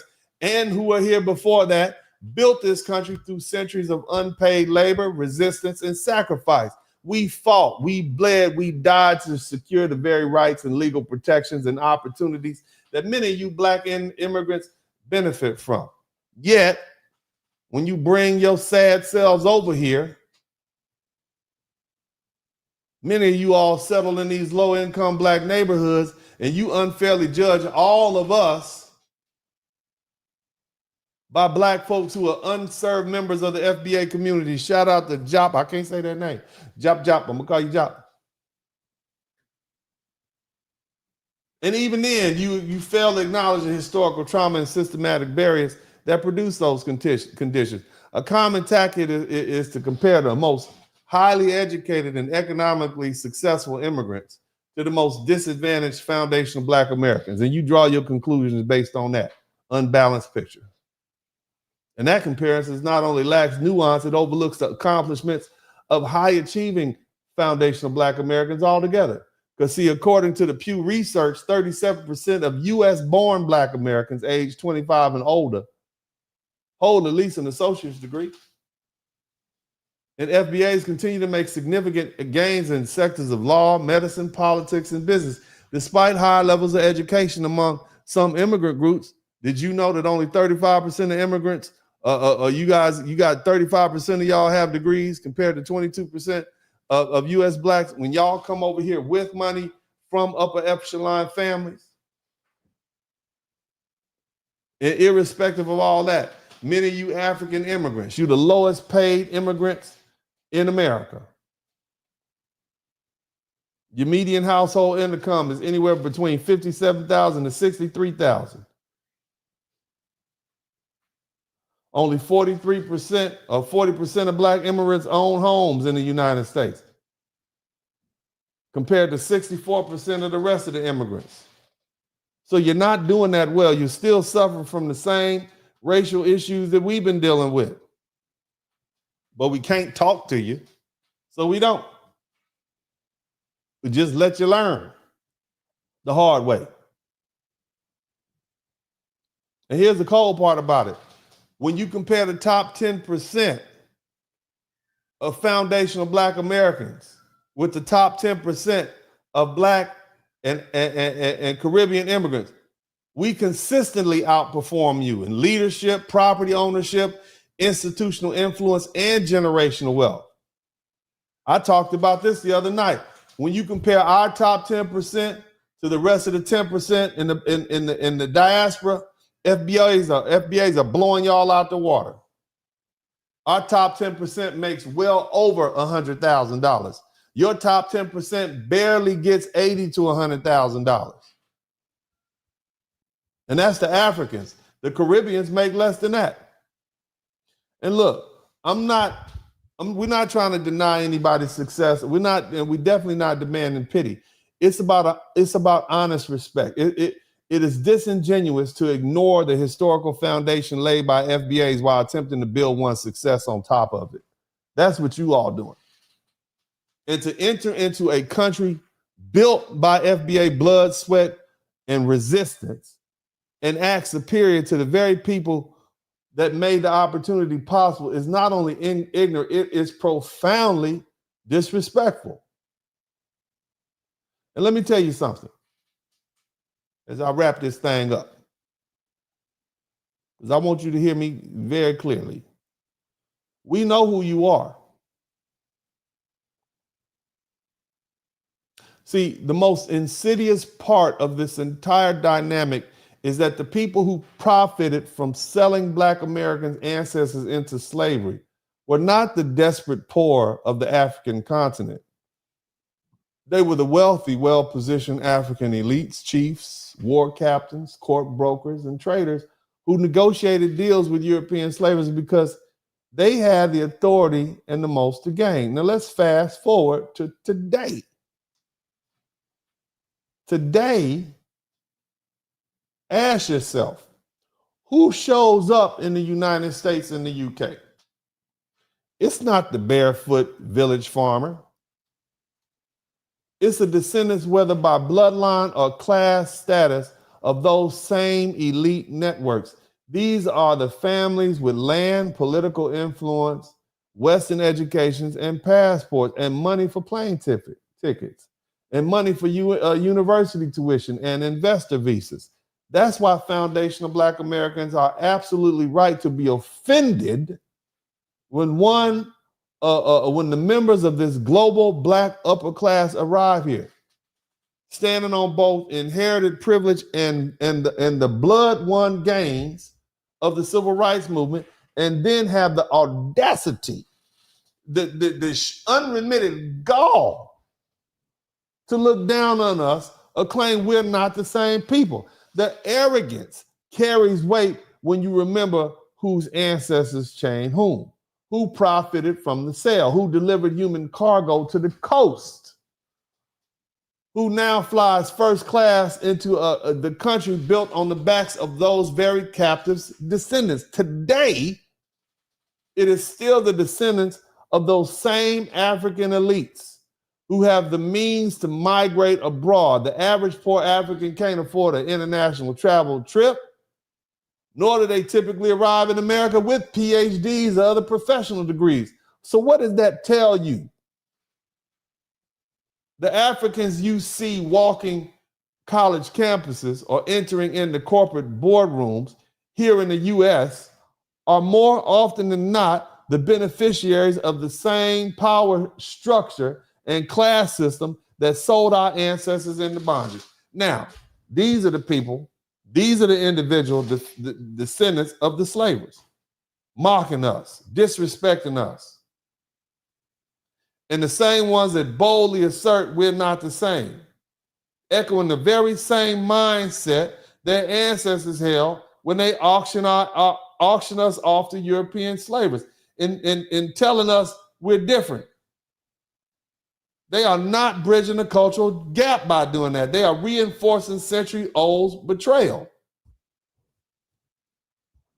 I don't take issue with the average African on the continent struggling to survive under colonial leftovers and economic exploitation. My issue lies squarely with the ones who migrate over here. They cash in on our hard-fought gains and they posture themselves as superior. They are the modern-day beneficiaries of our enslavement and our families, and they were complicit.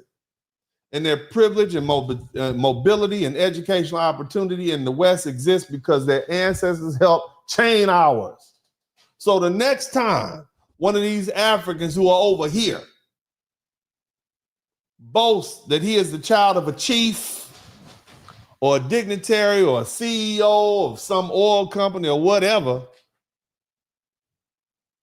make sure you tell him we know exactly who you are or her. And the blood of our ancestors is on his hands just as surely as it was on the hands of those who sold them. And we won't let them forget it. Now, if you want to know, let's get down and dirty with the nitty gritty since we almost finished with this. If you want to know who played a role in selling our ancestors, you don't always need the DNA test. You just need to listen carefully when they say their name. You're learning something, ain't you? Just listen careful when they say their name. Let me say that again. If you want to know who sold us into slavery, especially the ones that come over here, just listen carefully when they say their name. See, across much of Africa, names like Wengu, the names aren't random.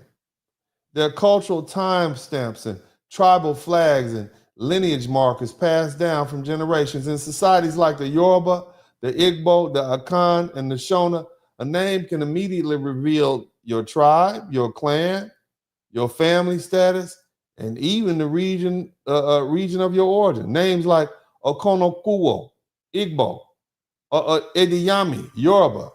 They aren't just sounds, they're receipts. Somebody type receipts in the chat room. Receipts. In the Akan culture of Ghana, the Akan being heavily involved in slavery, a name like Kwame Nkrumah tells you not only that the man was born on Saturday, but also hints at his bloodline. Prefixes and suffixes and root syllables hold weight. They signify who your people are, where they're from, and often what side of history they stood on.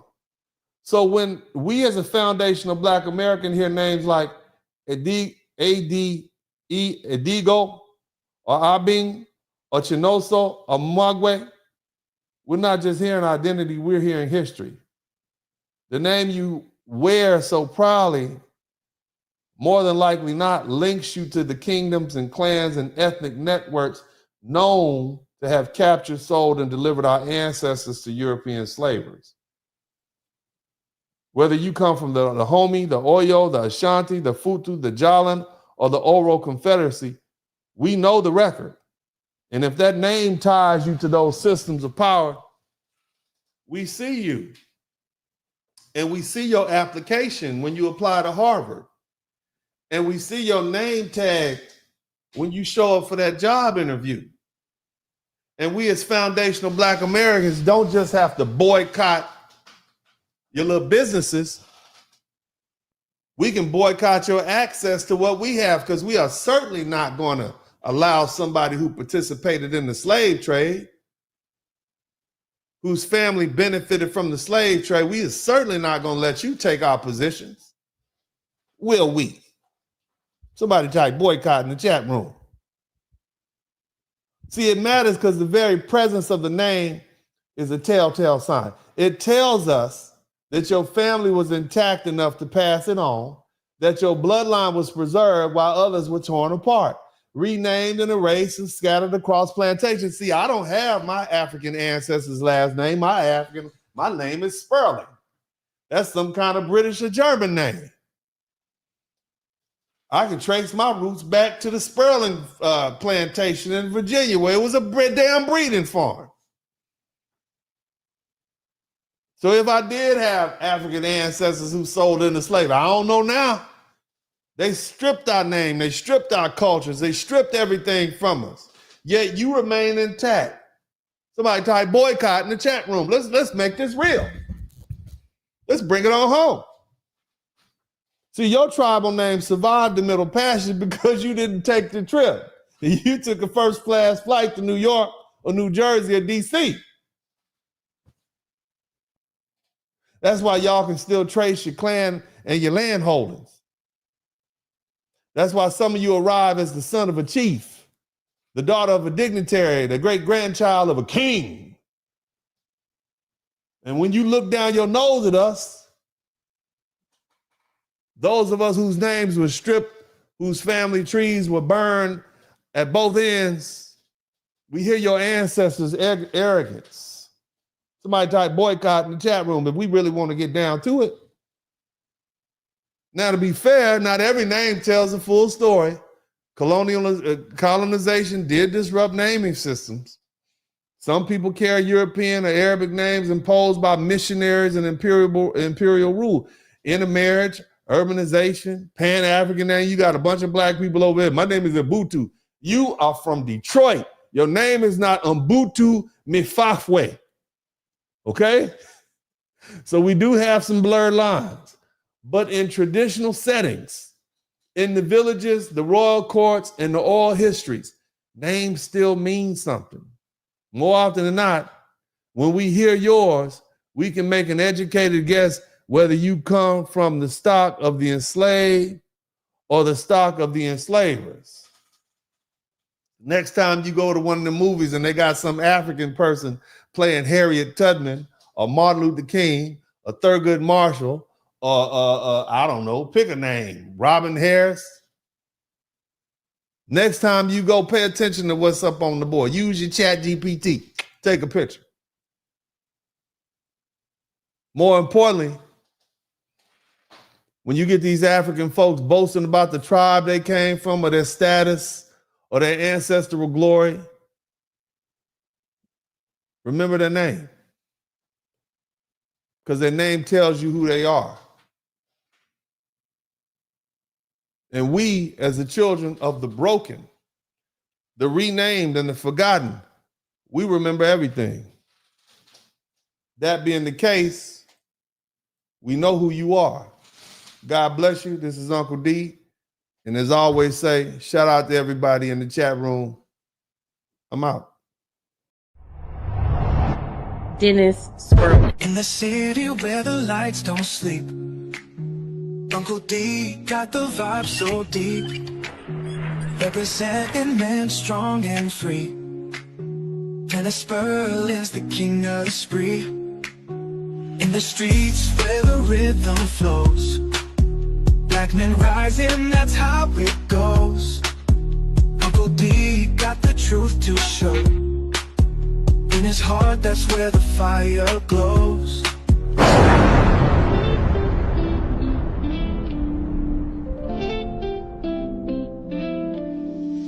Late night tuning, light up the stream. Dennis Spurling, wisdom gleam. Voices whisper truth and an insight. In his podcast, feel the light. Harmony in every word. Truth and laughter you've heard. Wave after wave of smooth delight. Dennis brings the dark to light. That's the blizzard, baby! Share the tales unfold. Stories born like morning gold. Feeling the wisdom that's building. Subscribing like time after time. Black men, black men, black men. I want to salute you. Your incarceration rate is down. The education rate is up. We up. We went from, we are doing great for ourselves. So you should salute yourself. Shout out to all the brothers out there, whether you're a truck driver or an engineer, whether you're an electrician or garbage man, a doctor, a lawyer, if you're a hard-working brother, if you fresh out the penitentiary, but you on your grind and you doing it legal and you trying to make amends for yourself, man, I salute you too, brothers. God bless you. This is Uncle D, and you know, I'm out.